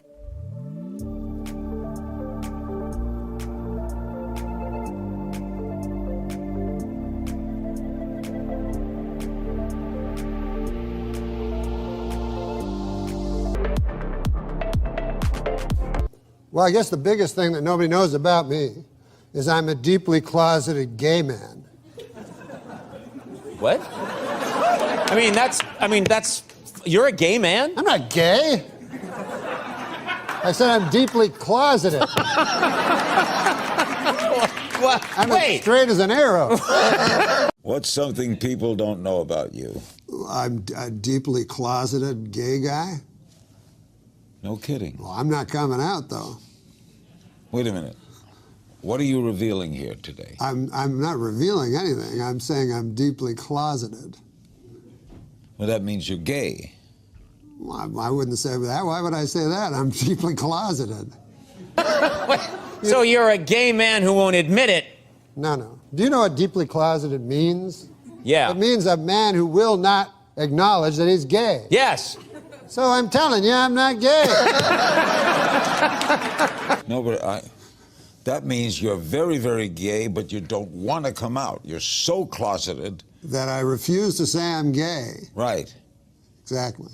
But doesn't that mean you're gay? Hey, easy, buddy. Oh, this book will reveal much. You know, on your last show, I came out as a deeply closeted gay man. Yeah. And I'm not gay. But David, on one time, and this is a true story, and Dave, you'll attest to this, bought me a beautiful leather jacket. Oh, that's right. Well out of my price range. Now, I'm no one to take charity. I am not one to take charity. I'm saying I sucked him off. Surprise ending. You're making me out to be Hal Holbrook over here. Here's your apology. I got it. Oh, you got it. Good, because I forgot my password. Roseanne and Louis have been both very good friends of mine for many years. They both made terrible mistakes, and I would never defend their actions. If my words sounded like I was minimizing the pain that their victims feel to this day, I am deeply sorry. Yeah, I am. Yeah. I am sorry. All right. Listen, Norm has a show. Oh, man, is this how it's going to end? I don't know. I like that guy you work with on the show, by the way. Adam Egan. What's his deal? He's my sidekick. Is he a comic?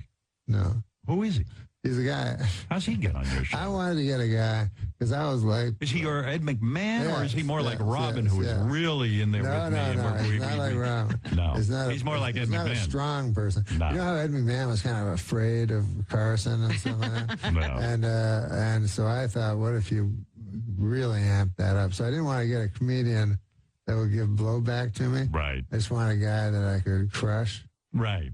You wanted a guy. Can we bring him in? Well, maybe if that's a good way to end, because you know, look, I mean, you got your own troubles. Yes. I understand. Let me ask him the question. Do you support Me Too, or are you one of these? Let's see if he can get you at the trouble. You do support me. Of course. Norm says you don't. Oh, well. Yeah. He says you're a Cro-Magnon. He's ready to change his mind. Right. He has to. Yeah. How did you get on Norm's talk show? I mean, I watch you on YouTube. I like you. I like how I appreciate that. I like how you guys interact. But what is your background to be on Norm's show? Well, I mean, Norm and I have known each other for many years. Yeah, I used to manage the Improv in Tempe, and now I book the Comedy Store. Oh, you do? Yeah. When he was a young man, he did stuff that, you know. What'd he do? What stuff? Uh-oh, here we go. When you're a young man, Kern can be hard to come by. Oh, yes. Yeah, money. And you do what you can. And this was in New York City. Where it's so you dealt drugs? What did you do? Well, you know the Queensboro Bridge? Yes. Well. Is this true? I guess. What did you do at the Queensboro Bridge? Were you a male hooker? No. I can say it in the way that's more. When he was a young man living here in New York City, he used to jerk off punks under the Queensboro Bridge, $15 a man. Is that right? You jerked off guys for $15 a man. He's not homosexual. He's not gay. That's not gay if you're doing it for money, I guess. I mean, the economy's changed, you know? Right. It doesn't sound great now. No, it doesn't. Never sound Sounds wrong. Sounds like you're a gigolo. No, he's not. It wasn't like Richard Gere. No, it's the opposite. Part of it was like Richard Gere. No, but you guys do a nice thing together. I love it, and I watched you guys from the YouTube days. Oh, now you're on. That's cool. Love it, love it. Well, I love you both so much. Yeah, I love Imagine Norm. being in here. I'm shocked right But now. most days we would never have you in. But you're rightfully so. Because Norm is in so much trouble right now and got kicked off the Tonight Show. We brought you in as like kind of the buffer. We didn't want to end on that note. This fucker, you know, I wrote a book. I put him in the book. Made him a literary figure. Right. I made him a sidekick on a TV show. Jesus. As soon as he gets a little bit of fame, he dumps me for Spade. Really? Is that true? I didn't dump him for Yeah, you fucking did. No, I mean... Come over here and give me a hand job. And let me see what you got all that money for.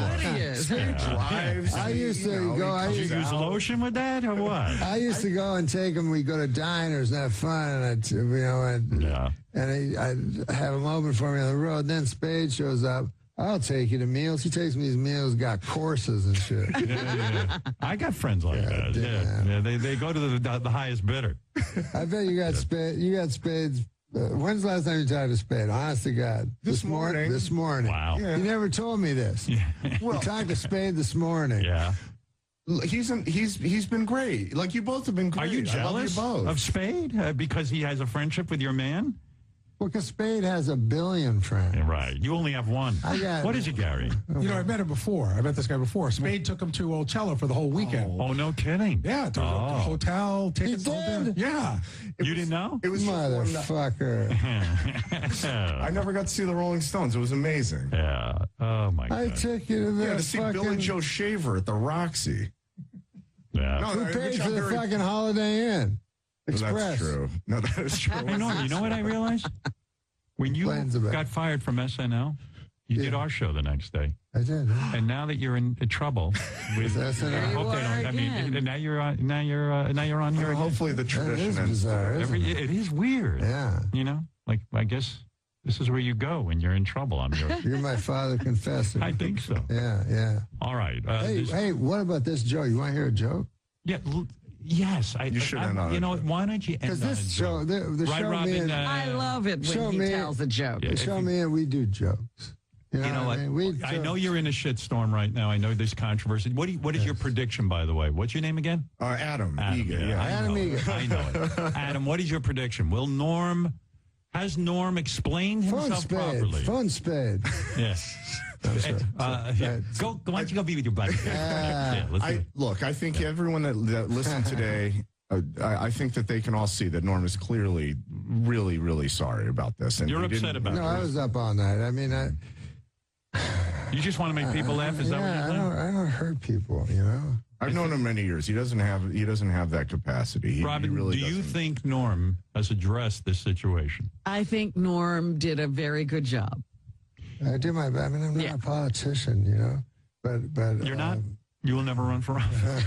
Not now. Norm's guest, by the way, on the show. I'm very impressed with this list. Lorne Michaels, David Letterman, Jane Fonda, fabulous. Yeah. I love her. Yeah, I love her too. Michael Keaton, Chevy Chase. Chevy. Yeah. What did you learn from Chevy? Well, you did the news, and Chevy did the news. Yes, he did. Did you thank Chevy for starting the news? You know what? I did. You did. Because and I remember when Chevy came on Saturday Night Live, and everybody treated him like a dick. You know, like he was a dick. Right. And I said, we might not have a job because of this guy. Right. You know, and my theory about Chevy was when he started SNL, he was this young punk kid, and he'd say anything about anybody. Right. That was what was cool about him. He was a rebel. Yeah, he's a rebel. Then he ages like we all.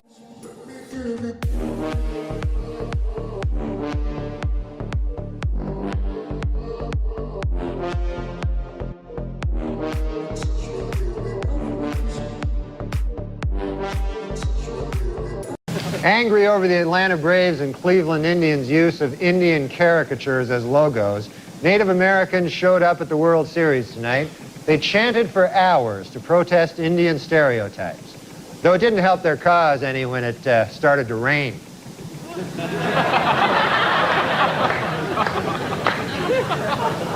Native Americans in upstate New York are trying to block plans to build a Kmart on the site of a Mohican burial ground. In addition, they were upset to learn that sales at this particular Kmart will be announced Attention Kmart savages.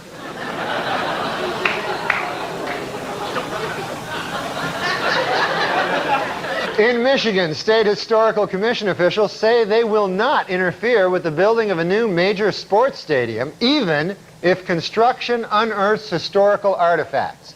However, state Indian Affairs officials say that if relics from a Native American tribe are found, they would like to have the land set aside and designated as a sacred tribal burial ground / giant casino.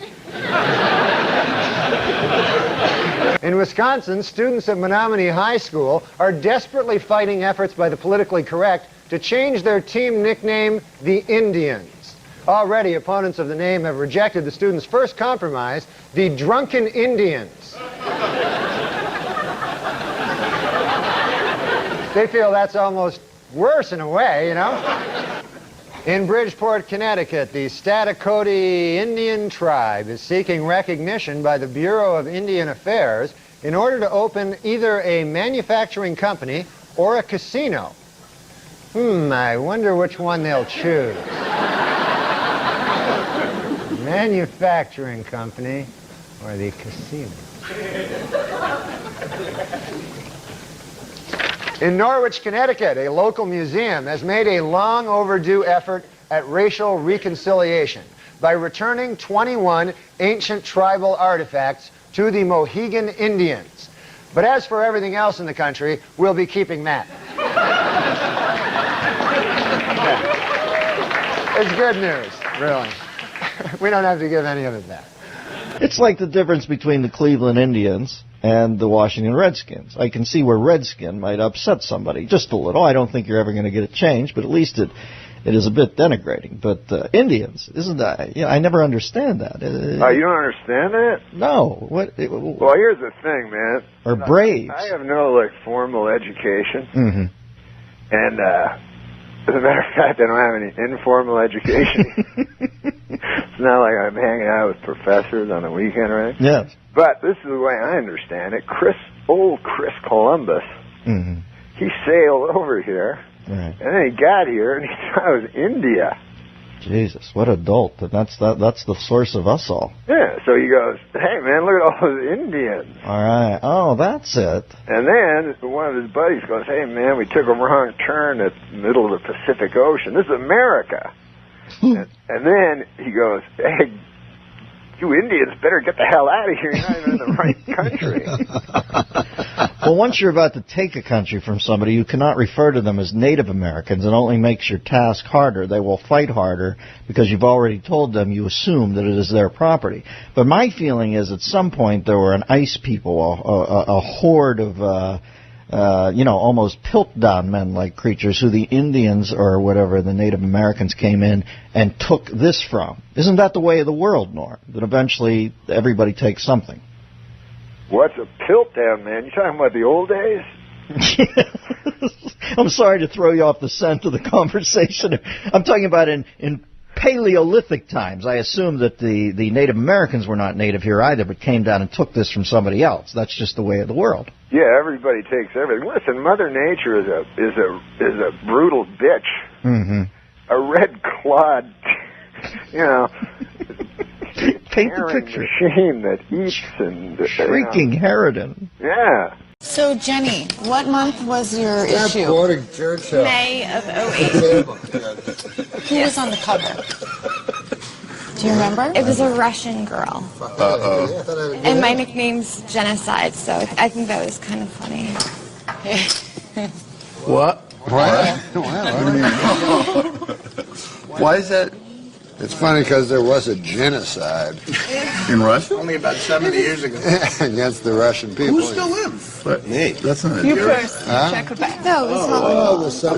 It wasn't a complete genocide. What do you mean? No, it was. Well, Stalin was a mass murderer.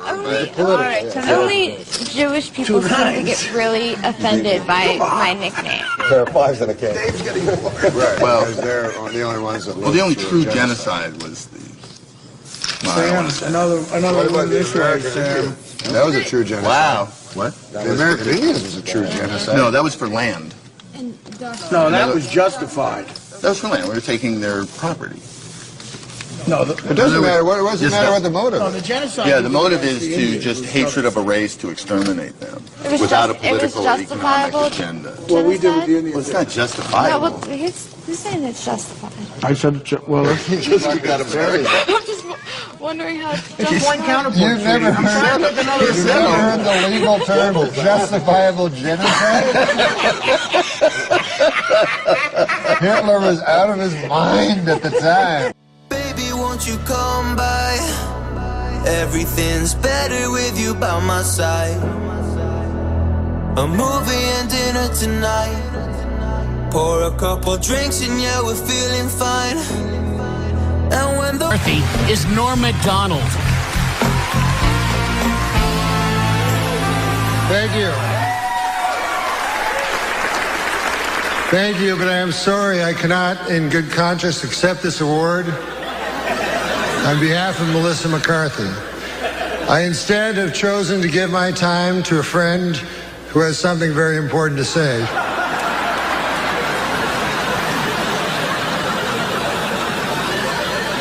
My name is Johnny Two Feathers. While you enjoy tonight's show, I want you to think about something. The spot where you're sitting, every square foot of ground in this country was stolen from my ancestors. And after you stole it, you murdered them. So you'll forgive us if we do not laugh along. There is nothing funny about the extermination of a people. The theater stinks of blood. That's all I have to say. Oh. Johnny Two Feathers, everybody. Johnny Two Feathers. Give him a wave, Johnny. Johnny, you don't want to wave? All right. Well, Johnny Two Feathers, everybody. Hello, you are on Mutiny Radio. Hi. Did you just cough into the phone? What? Did you just cough? You're clearing your throat? Can I just what? Did you just clear your throat? Oh, yeah, I did. I'm sorry. Oh. But my phone might suck, too. I'm on, like, a cell phone. Oh, are you? Well, you have bad service? Are you with AT&T? I don't know what it is. No? No, I just signed up for the phone. Yeah, you shouldn't really. You don't want to promote them. Who knows, right? They could use you. BlackBerry. Does it sound like we can do this? Yeah. Can you hear me all right? I can hear you fine. I don't know what I sound like. You sound a little sick, actually. I am sick. How'd you know? Oh, you're a little nasally there. Well, I mean, I've heard your voice before, but... No, I got my eyes are crazy itchy, and I'm like, I'm like phlegmy, and sorry about making a gross noise. I thought you were just like, hello, ha ha ha. I was like, wow, that's so nice. No, it sucks. Yeah, well, that's really gross. Are you sick or is it allergies? I hope it's allergies, because I got to go on the road for a long time, so I don't have to have a cold. But I haven't had a cold in a long time, so I don't think so. Did it just start?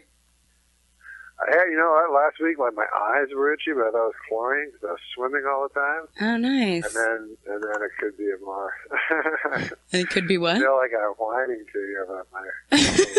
You're complaining about your health? Yeah, it's like, why don't we let everyone know you're doing a show this weekend and come and catch a free disease? Norm MacDonald will be giving you his cold with every performance today. Was that too much?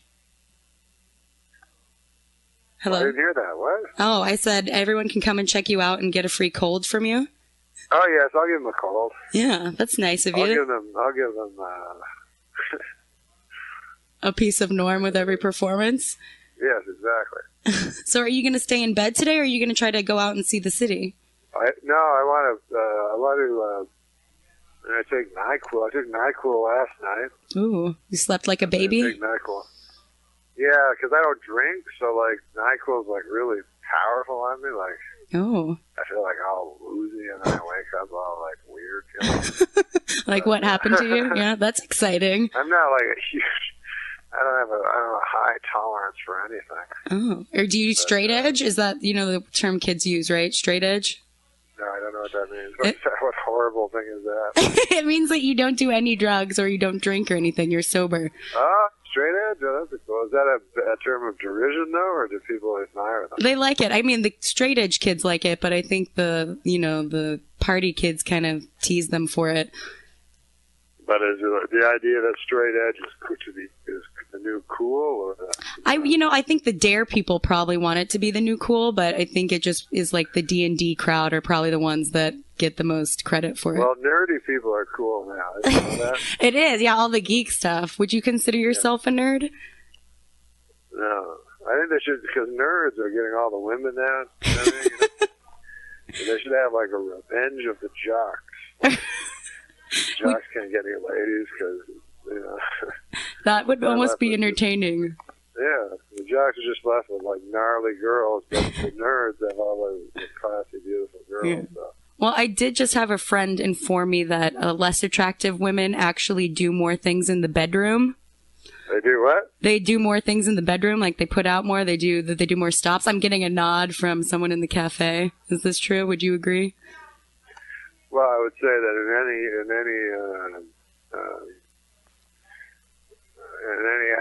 any human act, you're going to do as much as you need to do.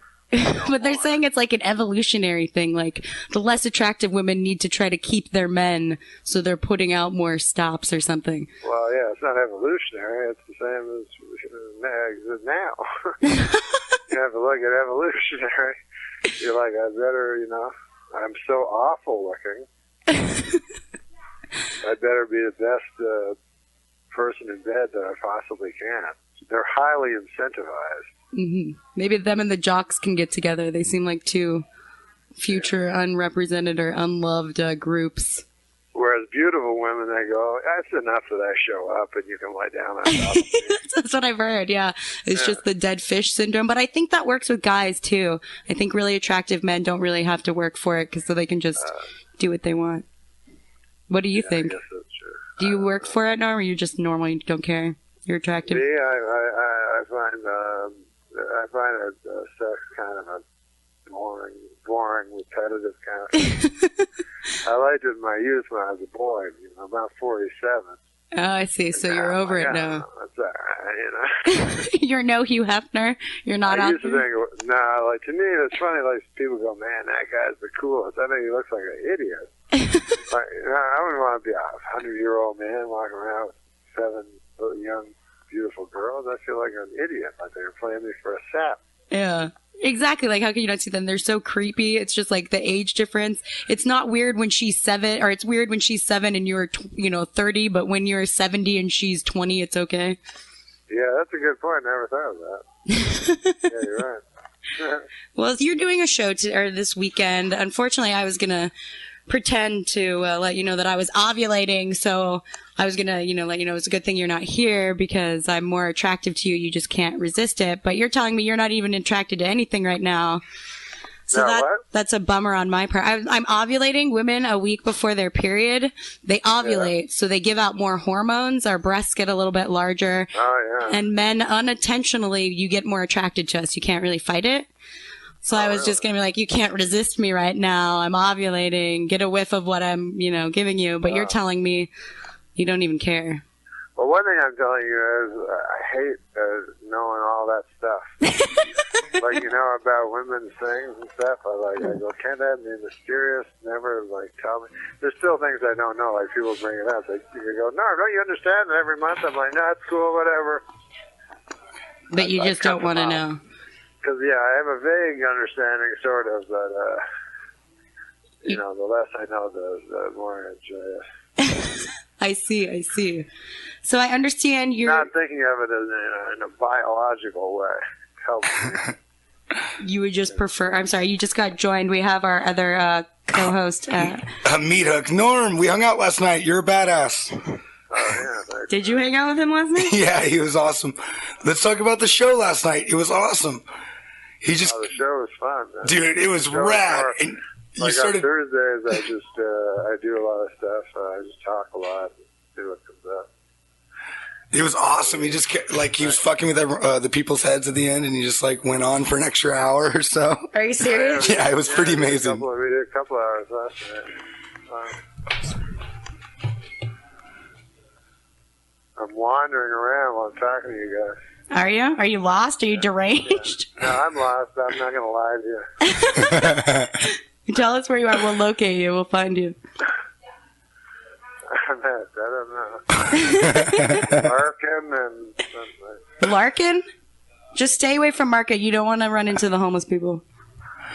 Stay away from Larkin? Fuck. How'd I do this? Go towards the water. On my cell phone. The homeless people don't like to bathe, so as long as you stay near the water, you'll be fine. Water? Yeah. They fear cleanliness.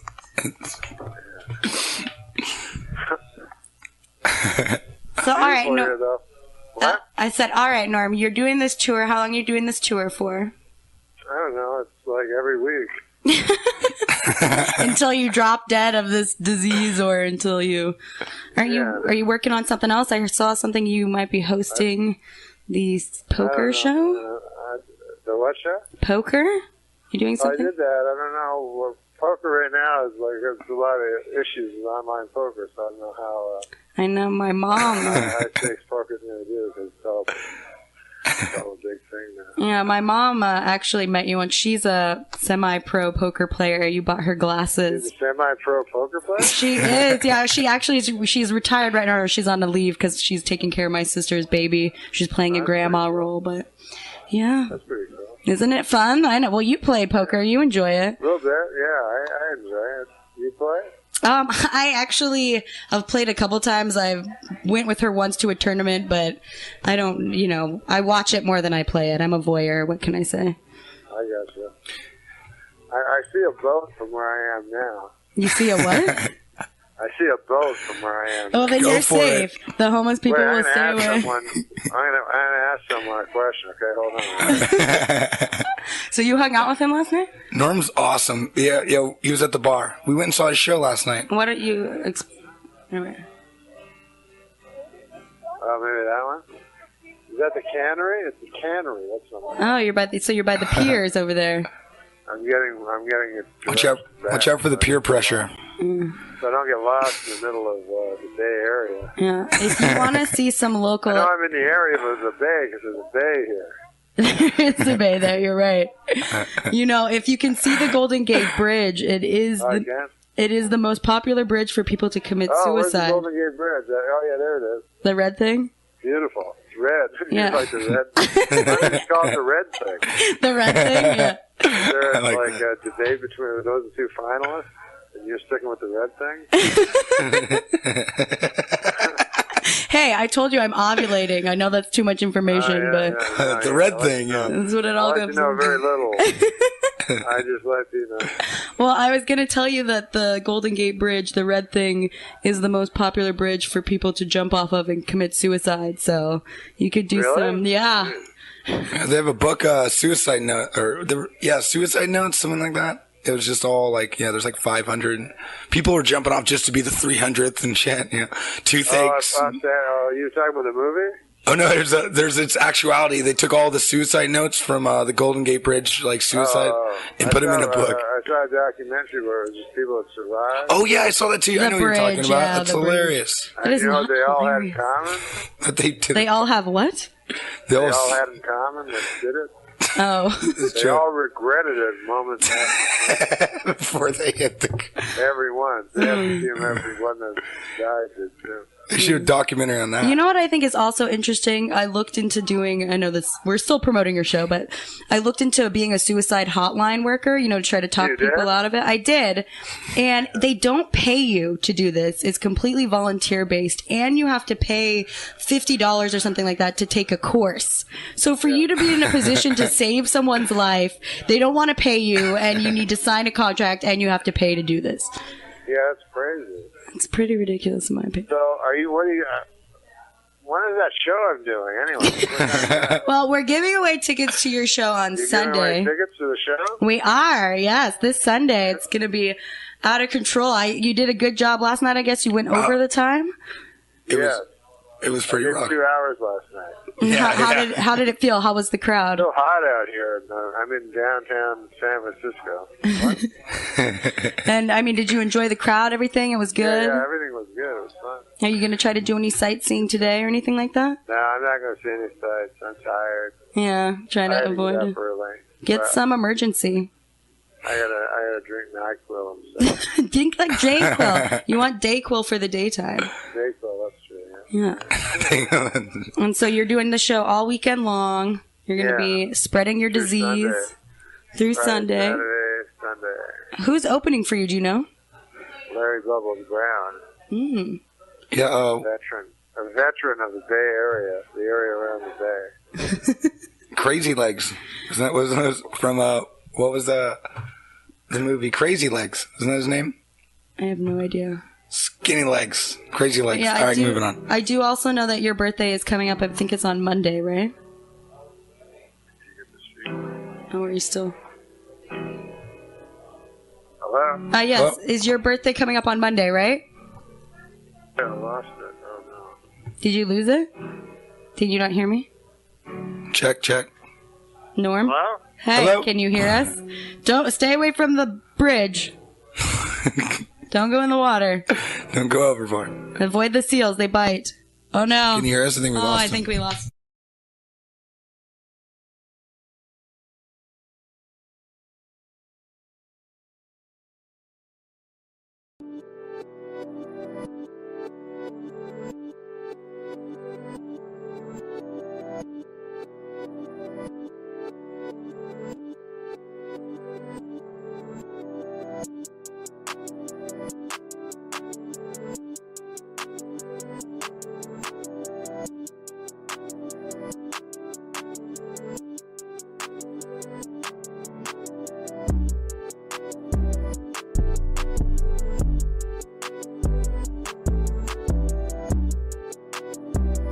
My choice for vice president is a proven winner, a leading defender of the African-American community. His rise from humble beginnings is the American dream personified. He's an outspoken man, a thoughtful man. He's a leading rebounder in the NBA. His name's Dennis Rodman. Right, Dennis, come on out here, Dennis.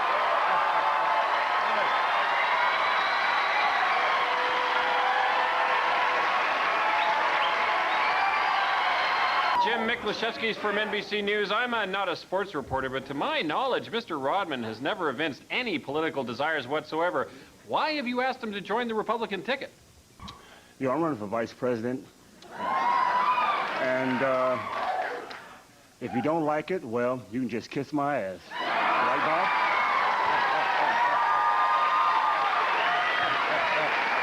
Yeah, that's right, kiss it. Yeah. You know, I'm running for vice president. And if you don't like it, well, you can just kiss my ass. Right, Bob?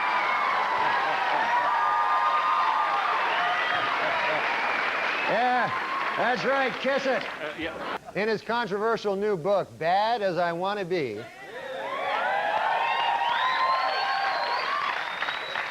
Chicago Bulls forward Dennis Rodman says that the NBA is, quote, 50% sex. Jeez, man, I got to stop leaving at halftime. And my good friend Dennis Rodman.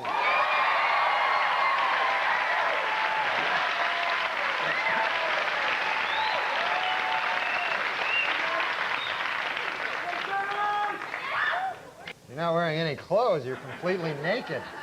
Yeah? What's your point, Norm? Well, it's customary for guests on Weekend Update, you know, to wear clothes.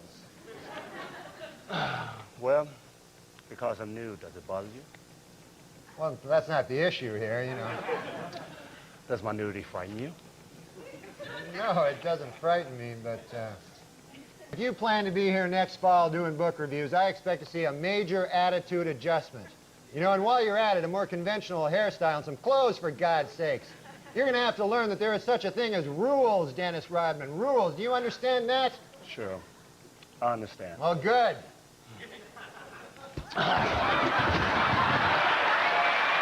That's the way it is. Good night, and have a good weekend. You were talking about going to the in the last segment. I understand you actually had to visit yourself.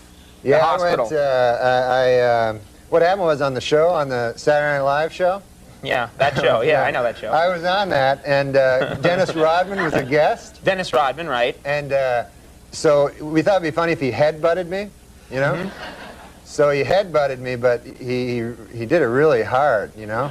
Do we have a, I think actually someone supplied the clip. This is, you're not... Yeah, that really... You heard that. You hear that dull thud of like skull on skull. Yeah, It really. Yeah, and I don't have like a strong head. I haven't been working it out lately. Really? But he has like an athlete's head, you know? But no, beforehand he said, like, I said, hey, don't hit me with your head, or no, you know, don't really hit me. And he goes, no, Al. He goes, he had this thing where he was going to put his thumbs, and as soon as he touched my thumbs, I go back, and then he got all excited and headbutted me. So, like, so did you feel him like pull the thumbs back, and then real head was coming at you? And so I like blacked out for like a minute, and then the next day I had this huge headache, so I thought I was going to die, you know? And so I went to the hospital. I went to I don't want to say the hospital, but I went to this hospital and to emergency, you know, and they're all like, they're the craziest guys in emergency, all like crack. Everybody's on crack, you know? Every emergency is a guy on crack. Yeah. So I went in and they go like, hey, how much crack do you have, you know? And I go, I'm not on crack. And they go, what happened? I go, Dennis Rodman headbutted me. On the TV. He headbutted me on the TV. So they go, yeah. Right. How much crack, Yeah. So what happened? Anything wrong? I don't know, man. They said, like, you can't tell. They said, like, the only way you can tell is if later on, if you go to sleep and you don't wake up. Yeah. That's why you didn't mention the name of the hospital. Yeah, I don't want to mention it. I didn't know this, too. If you go to emergency, you got to pay. They keep sending me bills, like all kinds of bills. You thought it was free, that you could just go there and... Yeah, I'm from Canada. It's all free there. Oh, okay. What about last night? Dennis Rodman got a narrow... Do you watch Celebrity Apprentice anymore? Yeah. I haven't watched much this season, but I know did he go back to North Korea? Did he bring LaToya Jackson over to North Korea? It is weird that he's both on the Celebrity Apprentice and dealing with nuclear genocide. Yeah. Negotiating world peace and harmony, and trying to. It's funny how it all really, the rhetoric and the vitriol out of North Korea all started immediately after Dennis Rodman's visit too. I guess you're right. He went over there to patch everything up, and the next day it's like, America is a boiled pumpkin waiting to be exploded. So if anybody could solve the crisis in the world, crises in the world, I think Rodman could. He was a fun guy. Don't you find it funny with the news, Tom, that all of a sudden you read on the front of Yahoo, North Korea is starting a war with us. Yeah. Just out of nowhere. They're instigating it. Yeah. They're actually saying... and then you just hit another button. Yeah. They're starting it. They're just going to start it. Is that what's going to happen? Yeah. Really? They're saying they're going to start it. Are they going to get us?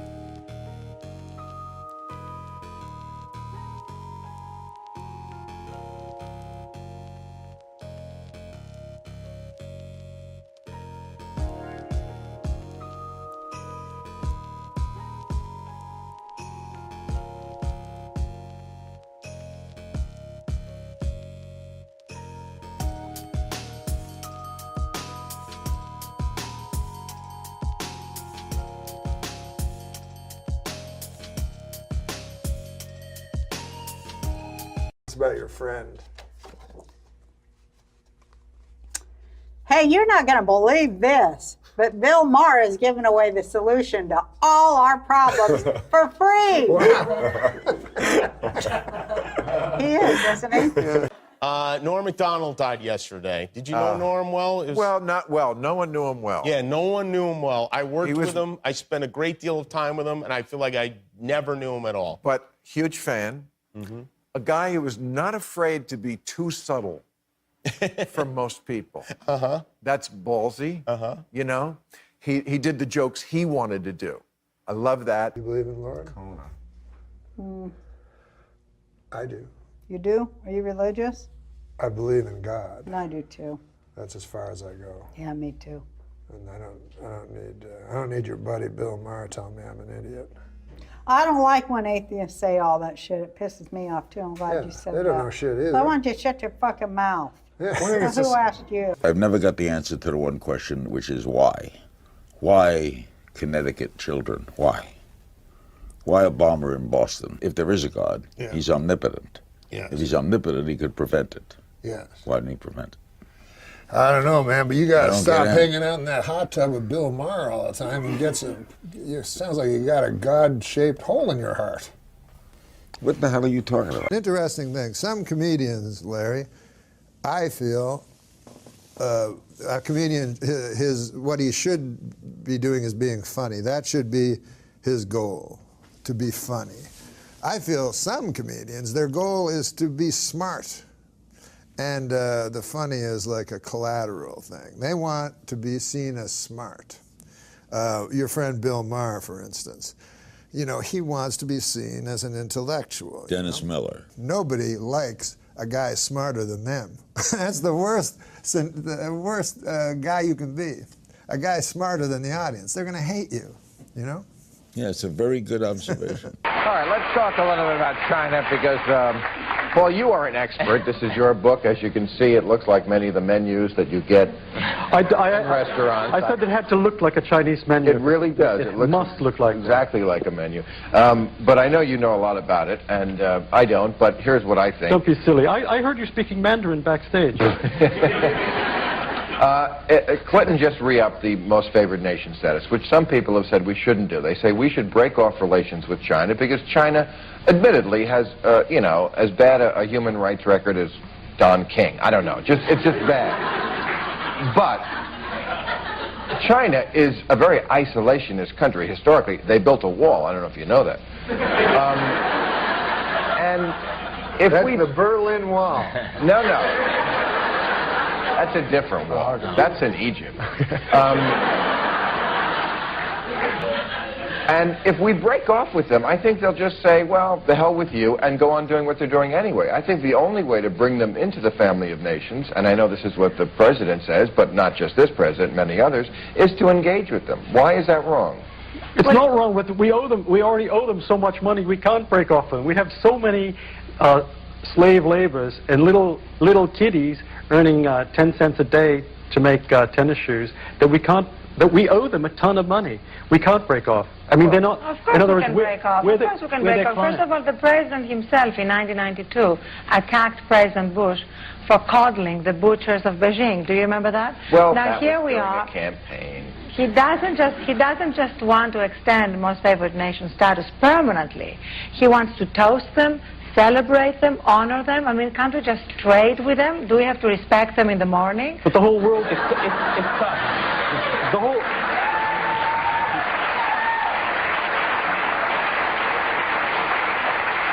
I agree. I don't know why they're the most favored nation, but we do owe them a ton of money. The fact is that they make stuff for the whole world. Every Christmas decoration in the whole world is made in China.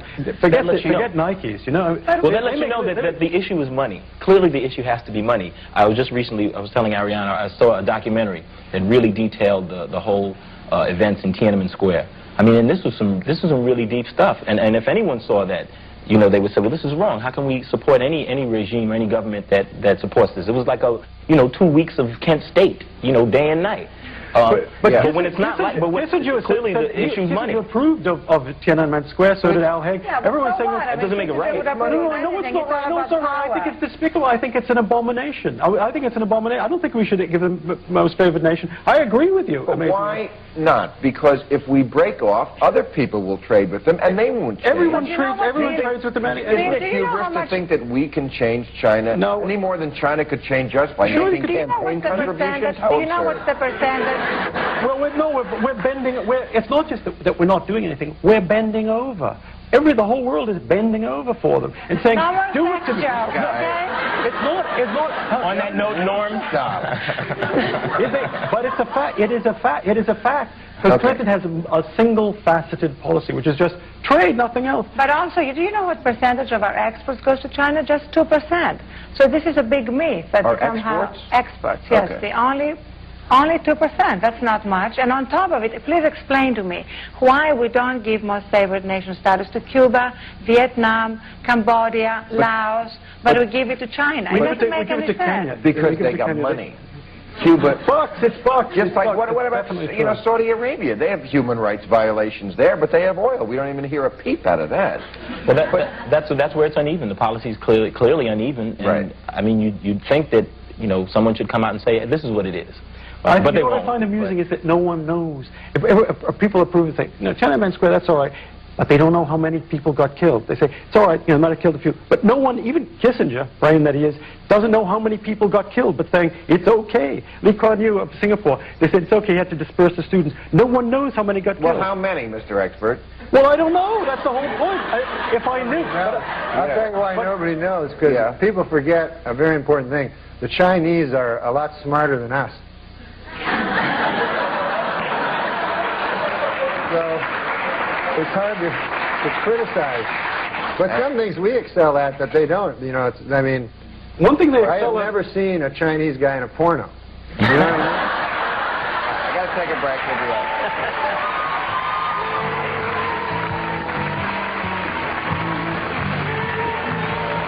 I was on Politically Incorrect a couple of times, and fuck, man, you have to have an opinion about every goddamn thing on that show. So, or you can just do a little homework and write some jokes. Yeah, but sometimes I remember at the break, like Scott Carter go, enough with the jokes. Yeah. But I'll never forget it. Like but I'm very unlearned, and so before the show, Scott came in, who was the producer. Yeah, he's been on the show. Yeah. So he said, "What do you think about China and Taiwan?" And seriously, I only know those as words, So I was like, I don't know anything. Like, can't I have another subject? So, anyways, then we get out because he goes because Bill believes this. Anyways, when we get out, we're introducing the guy beside me, the smart guy, right? Mm-hmm. He wrote a book on China and Taiwan. Right. So fucking Bill Maher, he starts with me. He goes like, "What was it, China and Taiwan?" I go, "I don't know. I'm fucking ask this guy. What do I know? I'm a nightclub comic. What?" Like, that's what made me laugh at that show. Everyone's opinion's equal. Right. Right. Like a nightclub comic and an expert. And then another thing I always found funny about that show is the comedians try to be very serious, and then the serious guys are trying to get jokes. Yeah. So it's like... it's not always our shining moment. I do like Bill, though. No, Bill's great at what he does. Yeah. Like he started out a straight up joke dude, and he knows his shit. And it's pretty amazing. You know what's funny about him? I don't know if I should say this or not, but he's probably aware of it. When he does his monologue, have you noticed when he does his monologue, he does Johnny Carson? No, no, definitely. He definitely models himself. I think that's been his style for a long time. He definitely takes the posture. But I find it very funny because he's got the posture and the timing and everything, and he's like, and then she came in his face, but it's like crazy words come out. Carson would have loved to have done that. Yeah, he probably would have. I would have got a thrill from listening to Johnny Carson because I haven't heard the guy in so long. And I love Johnny Carson. You love Johnny Carson. Sure. And so on that tape, they kept saying Johnny Carson on the 911 tape, and I thought it'd be him going like, I feel there's a yak on my chest, or something like that.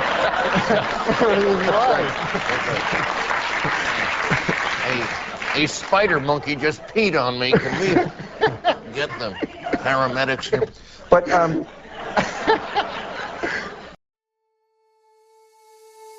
Call me to say goodnight. Kiss me once or twice. I'll never let go of you.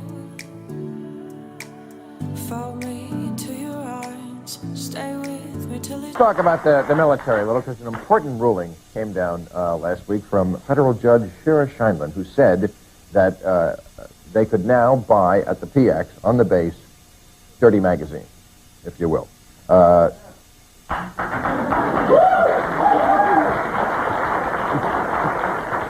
Big military support here. Yeah. It's a big military state. Some deprived military personnel, we can see.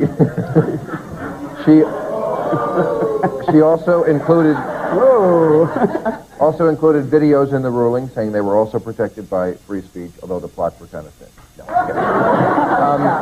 Anyway, it was called the act that she overturned was called the Military Honor and Decency Act, which for years had banned the selling of this kind of material because they said in that act that they thought it would encourage sexual harassment.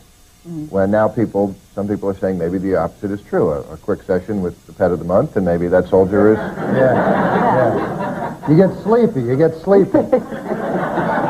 you get sleepy? What do you mean? You don't want to rape somebody when you're sleepy. Why are you sleepy? Well, after you watch the porno. Listen, I like...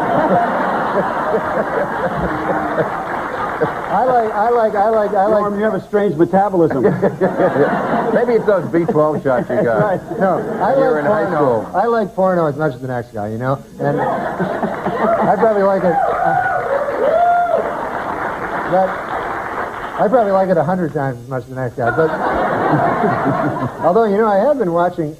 This is amazing because porno is my favorite kind of movie to watch, and yet I've seen some pornos lately that my buddies have shown me. Have you seen these ones with all male casts? Gay pornos, they're called. These things are horrible. And there's thousands of them. They make thousands of them. They have not made one good one. And I'll tell you what the problem with it is. Quite seriously. Yes, sir. Quite seriously, the problem with these gay pornos and every one guys having sex with each other. Who the hell wants to see that? You know? Maybe you're shopping in the wrong section of the store. This is not for me. I wonder if they can't have those in the military base then. But these, don't ask, don't tell, don't watch. Right. That's an interesting question. I don't know if this ruling includes gay material on the base. Do you know? Well, you know, it's really ironic at a time when they're trying to sensitize the soldiers. They're sending them to training on how to treat women with respect, and now they're stocking the PXs with porno magazines. It doesn't make sense. I mean, it's a mixed message, wouldn't you say? Why? Well, because these magazines degrade women. They do. And I'll say one thing. Why don't you just stand up for this segment? You know, like in the... This is a little warning for people. Playgirl magazine has not got any girls in it.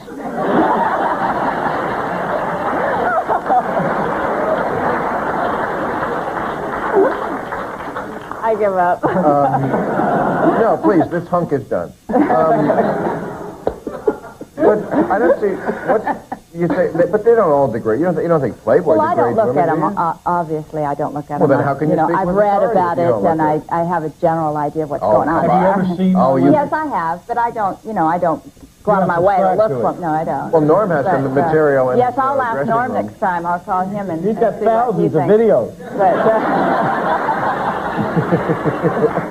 But they're all male. You might enjoy that. No.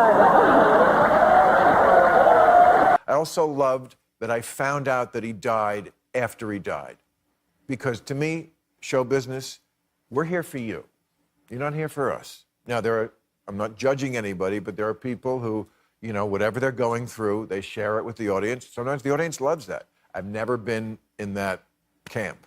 I'm not here to burden you. I'm here to lighten your burden. So the fact that Norm, I didn't know about this, nobody knew about this. Good one, Norm. But don't you find also like that that everybody's got cosmetic surgery, so there's no old guys except Bill Murray? So he gets all the cool independent movies. Even the men too? Yeah, you think the men too? I think so. So that's what I think about Bill Murray. Everybody else gets ridiculous work done that makes them look young, and then Bill Murray gets to look like an authentic right. Plus, he's a great actor. It's amazing that he took that route. He did Razor's Edge, which was awful.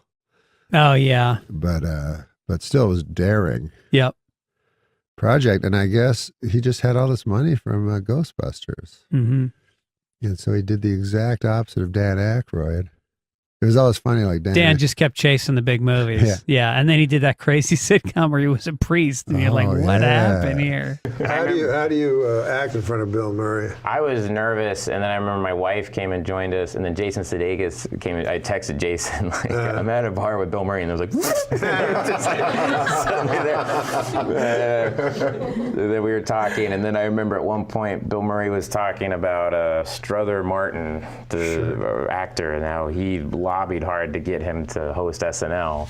Oh, wow. And wait, Strother Martin did host SNL. Yeah, and that was, I guess, Bill Murray and Jim Downey and all these guys were like, we love Strother Martin. He should host SNL.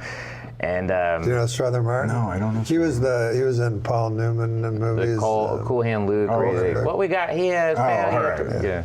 But he's amazing, really funny, and he and at one point I remember I said, "Oh, Strother Martin, did he have chops?"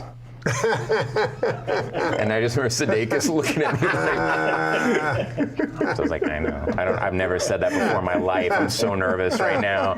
I want to like connect to Bill Murray. It seems like a word he would use. I just said chops, and then my wife was like, we're walking back. She's like, did he have chops? And I was like, I know. I was so nervous. I wanted him to like me so bad. And she was like, yeah, it was a little bit of a push. You're pushing there. Yeah, Bill Murray can be tough to. He was super nice. Nice. Seems like. Yeah, he was super cool. He was really funny at the 40th too. That was the thing him and Jim wrote. So funny. They wrote that years ago. And I said, what are you going to do? And Jim was like, we wrote it was about Jaws. Yeah, isn't that interesting? Because they wrote it when Jaws came out. They were That's sitting how long on a ago it was. sketch. Yeah. Sitting on a sketch. For And then 40 I years. remember the 25th anniversary, and I think it was the 25th, maybe it was the 20th, but he came out at the start and did the Lounge Singer and walked through the audience, and I mean, just destroyed everybody. None of you guys are funnier than me. I know. I remember when he came out, he was part of like a thing, and just how I just remember watching him, and we were all just like, God, how relaxed he is, and the confidence he has, and you're sort of like, oh wow. And I remember I was watching on the monitor, and then I was like, why am I watching this on the monitor? And I ran out on the floor, and so I ducked right next, and I sat right next to the car, just not so I was in their eye line or anything, but I just was like, I want to just see them working. That was the coolest thing. You're just new to the whole I think that's part of it. show business thing. Oh, yeah, that. You know what it reminds me of? I read in a book one time about Saturday Night Live, which I was on. Yeah. And when it started out, Chevy Chase retired, then Bill Murray came on. Mm-hmm. Nobody liked Bill Murray. Nobody liked Bill Murray? Unfathomable today to think that. Shocking. But they did not like him because he was new. You understand? I get it. I mean, that makes sense. So what he did, it was very famous. He went on TV. Yeah. He talked right to the camera, right? Yeah. And he introduced himself to the folks. Did it work? Said who he was. Of course it worked. Oh, yeah, it was Bill Murray. He's Bill Murray. He's probably the most successful guy ever to come out of the franchise. Hello, I'm Bill Murray. You can call me Billy, but around here everybody just calls me the new guy. I want to thank the producer, Lorne Michaels, for urging me to speak with you directly. You see, I'm a little bit concerned. I don't think I'm making it on the show. I'm a funny guy, but I haven't been so funny on the show. My friends say, how come they're giving you all those parts that aren't funny? Well, it's not the material, it's me. Maybe you're right. So why don't you just look at your camera and tell the folks who you are. All right, Introduce yourself. I'll give it a shot. Let's see what works. I'm Adam Egget. I work at the world-famous Comedy Store. I'm the manager over there. Before that, I was a manager at the Tempe Improv, and I don't know what I'm doing, I'll be honest, and I'm not an actor, I'm not a comedian, but I'm just going to try my best, and I'm going to do the best I can, and I hope the people watching at home will give me a chance to I don't know, just give me a chance. And I did this as a favor to Norm. I'm not an actor and I'm not a comedian. This guy says your face looks like a cunt. I can't even change that. It's not the first time I've heard that, but I mean.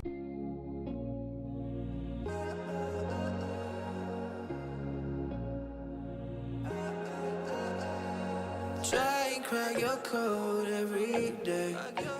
Thinking about every word that we.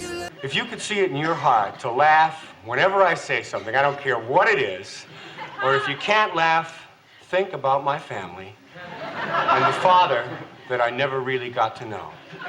Now, I don't want letters. I just want to make it as a not ready for primetime player. And when that's done, I'll be able to stand here on a Saturday night in the middle of Rockefeller Plaza, New York City, New York, 10020,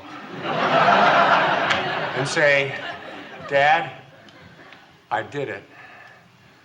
He'd like that. He was the handsomest man in the world. Who's this? Paul Newman. Oh, wasn't he though? Just throwing that in as an aside. I keep a picture of Paul Newman in my living room. Oh. That was signed to me. And he wrote, to the judge, if only you were the judge on my DUI. You do a lot of work for charity, Norman, in the sense that you'll go on TV shows for charity. You did, didn't you do a Celebrity Millionaire or something like that? And how did you do on that? Did you win money? Yeah. You did. I did. The celebrity, the charities did. You're not the celebrity? The charities did. But you were the celebrity on Millionaire. Yeah. Do you remember leukemia? Yeah. My money that pushed it over doesn't exist anymore. You got rid of it. I got rid of it. No, you went on Millionaire with Regis, right? Yeah. And Regis asked you questions.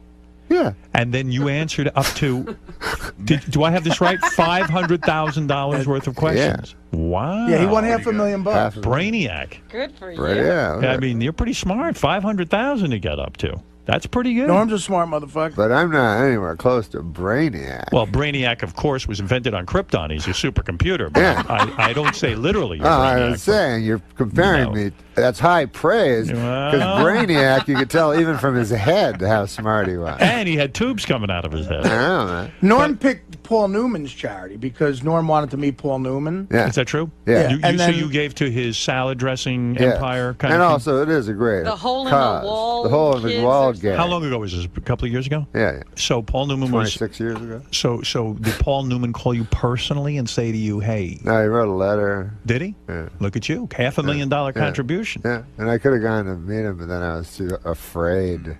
What do you mean you were afraid? Well, you know, and like it seems like a good idea, but then when it comes down to it, it's just you and Paul Newman. Yeah, you don't know what in to a say. room. Yeah, and then you got no stories. Like, what am I gonna say? Hey, man, one time Will Ferrell was. Rob Schneider and Football Williams. I'm sure you'd love Schneider. that. Do you know him at all? Do you know anyone that I'm talking about? Do you know any entertainers I know? That was a great story about you and Redford. Yeah. Listen, me and Artie Lang. In other words. So that was Robert Shaw, huh? Hey, fucking Bud Friedman's backstage with me. This guy's a character. What you're saying is Paul Newman wrote you a letter and said, why don't you come out to my Paul Newman ranch and hang out with me? Yeah. So but I can plus, get to know I you. kind of got the assumption that it would not be just me and Paul Newman. I suddenly had a fucking vision that it might be me, Paul Newman, and very sick children. Oh, God. So then it didn't become as appealing. Well, you know what? Gary actually went to Paul Newman's house. Papa Booey went to Paul He did? Newman's. Yes. He was there for some charity event. Oh, not to I think harass him. it was a political thing. A political thing. And Gary was in the barn. Paul Newman has a barn on his property. Yeah. And if he wants to meet with you, he meets with you in the barn where he has all his memorabilia from his, well, now he's dead, but he had all his memorabilia in the barn. Gary, go to the barn. You walk around and it's almost like a Paul Newman museum. You see pictures, you see trophies, you see Academy Award, whatever. And then Paul Newman appears at the barn, and he speaks with you, and then he leaves. And that would have been it. I'm sure he wouldn't have hung that out would with have you. been it. Oh, that's his shtick he does. It's I his think it's a meet shtick. and greet. It's It's a meet like and greet. it's like Artie backstage at an Indian casino. I was going to be Martin Short's friend for a while. We were in negotiations. Yeah, how'd that break down? I don't know. I met him. He was fucking funny, and he made me laugh, and he was laughing at me and shit. So I said, hey, we should be friends and stuff. And he said, yeah, well, let's be friends. You go to a cottage. And I was like, fuck, I'd have to go to a cottage, you know? And then so it never caught on because the cottage was in my head and shit. What do you but mean still, the I would cottage? like, that guy would be cool to fucking hang out But with. what do you mean met him. that He's would be a good hilarious. friend But then for you? going to a cottage, you understand? I don't want to go to a Yeah. Well, that's the problem All of with a you. sudden, you're going on a cottage on a plane. But that's You go, the problem. Maybe I Norm, should have done this. Norm, What? that's the problem What's with that? you. So if someone suggests something right away, it's not Too guarded. I know what you're it's saying. not too. It's not cool enough for you. Where would They're you not go cool with Martin enough. Short? I think Martin Short says, "Let's go to a cottage No, I'm and not hang saying out." that. I'm saying like I think you're right when I said I'm too guarded. Like Yeah, I'm not you don't wanna willing to be- do things. You don't want to be trapped in a cottage with Martin Short. The No, I would idea, no, I'd love the that idea part. of being friends with Martin Short is fun. The idea of being in a cottage with Martin Short and then having the pressure to talk and to interact with one another. Yeah. I understand. I'm the same way. Yeah. It wouldn't work out for you. Yeah. It wouldn't work out for me either. But you go on that vacation. But maybe in with, another lifetime. Yeah. Cool Hand Luke. Yeah. It's probably my favorite movie of all time. And The Hustler. Is obviously, Paul Newman is my favorite actor. So I almost forgot. Yeah. Paul Newman. Yeah, Paul Newman's my favorite actor. Yeah. He's the coolest guy to me. And he had the coolest life. Right. Like when he was 50. He didn't drive race cars until he was 50. Mm. And then he became like a top-rated amateur race Oh, he car won driver. race. Yeah. And he left Hollywood. Incredible. And he left Hollywood? He's just like, I'm done. He was, even though he was super handsome, he just had his wife, Joanne Woodward. Yeah. And he was, by all accounts, monogamous and lived a private life. And then he did all this amazing Newman's Own, all this amazing charity work for sick kids. And so, so he had a life that... Butch Cassidy's up there. Yeah, It's one Butch of the top Cassidy. movies of all The time. Verdict. Like you think of all the movies he's done that are classics. Right. Yeah, Butch Cassidy I loved. Who are those guys? We kept saying that. Yeah. Where they're up in the Who are mountains. those Who are these guys? Beginning to get on my nerves. Who are those guys? Yeah, that had a lot of comedy in it. Yeah, it did, yeah. Yeah. He's a funny, even when he got older, there was a movie called Nobody's Fool where he played like a kind of an old guy that was like he could get girls, and he drank. He wasn't a good father, he was like one of those guys that everybody knows, in real life. Everybody knows a guy that's like 55 and still goes to bars and and drinks and gets laid and doesn't grow up. Yeah. And so that was also a great movie. He's just had and I like that he and The Sting. I mean, there's so many movies. Sting. And talk about a guy who picks good projects. Yeah. I mean, that's 60% of having a career like that. Yeah.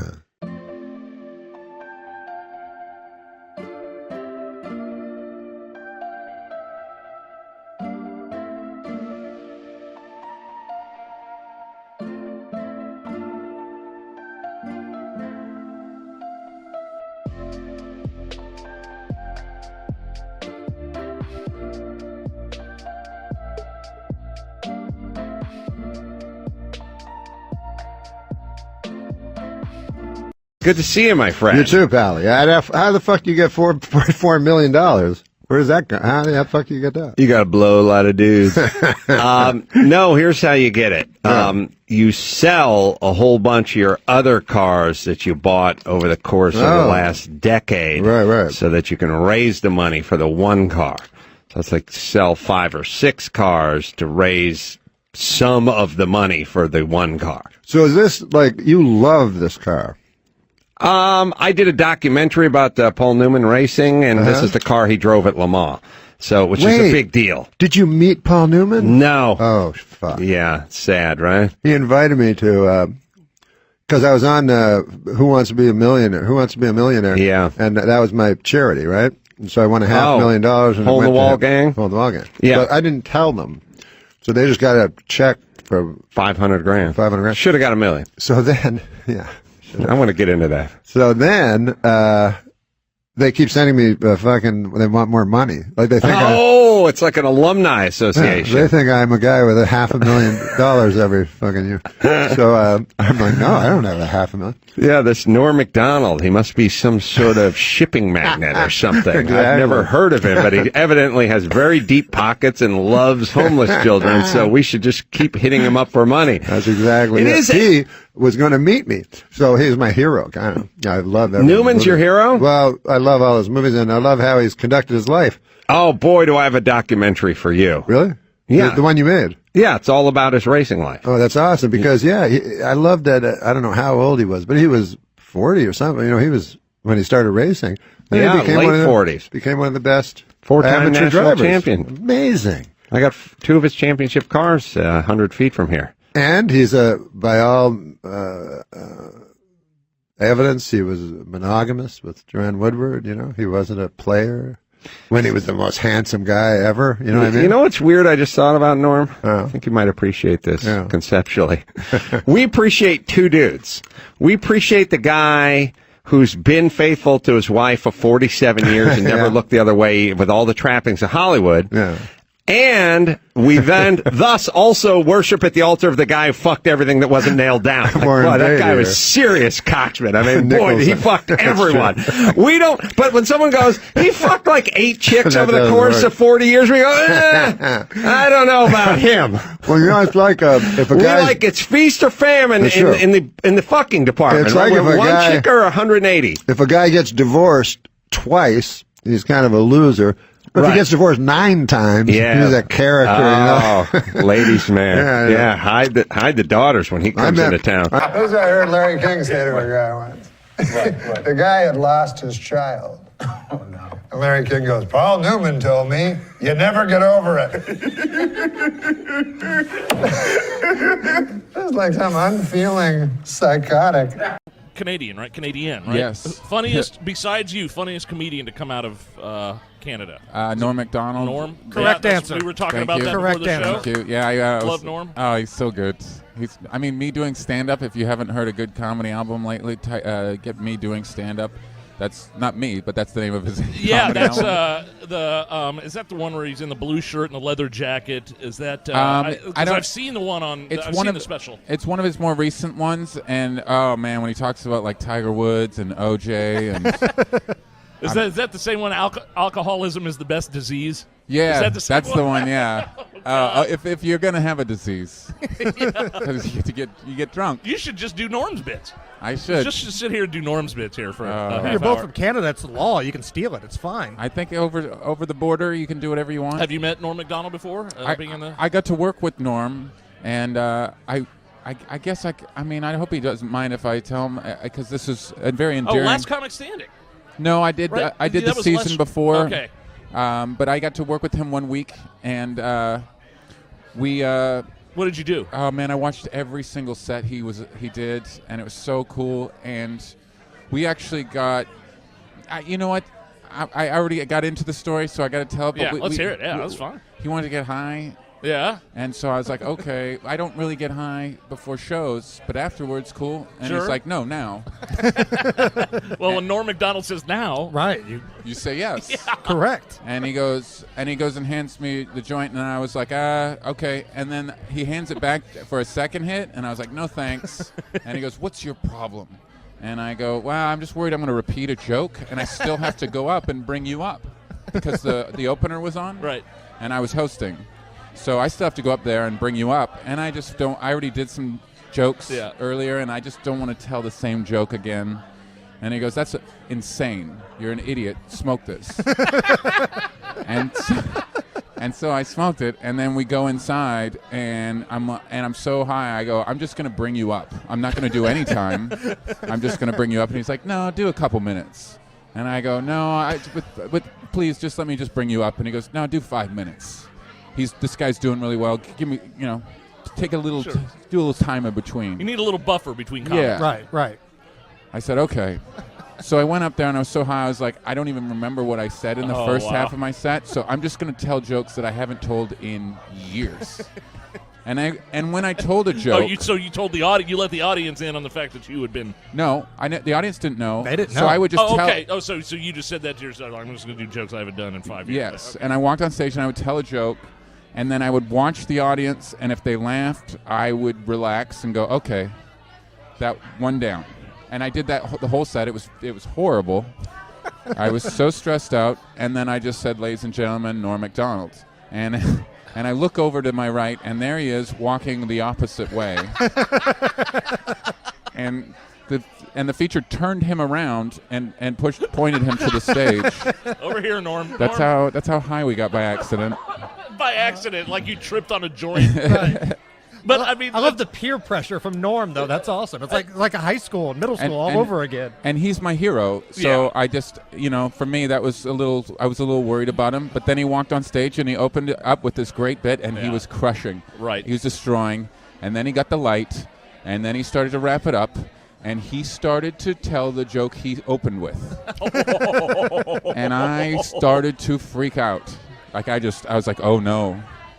Oh no. Yeah. And the audience thought it was a joke. They thought he was being Norm. Sure. But when he delivered the punchline, and it was the same punchline, they realized he had just forgotten his joke, and they didn't laugh. They felt a little betrayed, and he walked off stage in complete confusion. And that bit usually kills. And then the feature goes, "You told the same joke twice, you idiot." And he goes, "No." And then he looks at me and he goes, "This is your fault." And I never got to work with them again. That was the last time I worked with Norm. But you know what? With Norm MacDonald, though, that's Norm. He's so irreverent that you'd almost expect it. He can do that. Yeah. And all this, that's a bit in itself. I mean, look at the cauliflower joke he did on the roast of Bob Saget. Yeah. That bit, he purposely went up there on that roast and bombed on purpose. Yeah. And it was genius. Yeah.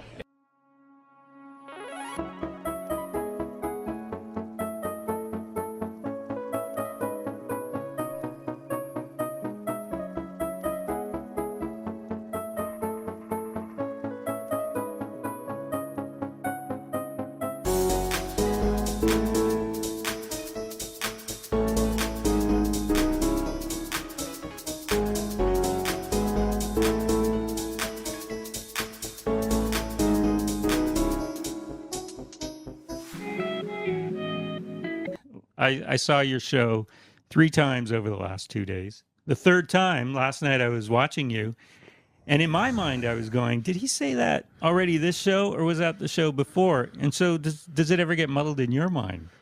Well, it gets muddled that I change the order all the time. Yeah, you do that. But sometimes I think of stuff as I'm talking too, and so then it becomes something else all the time.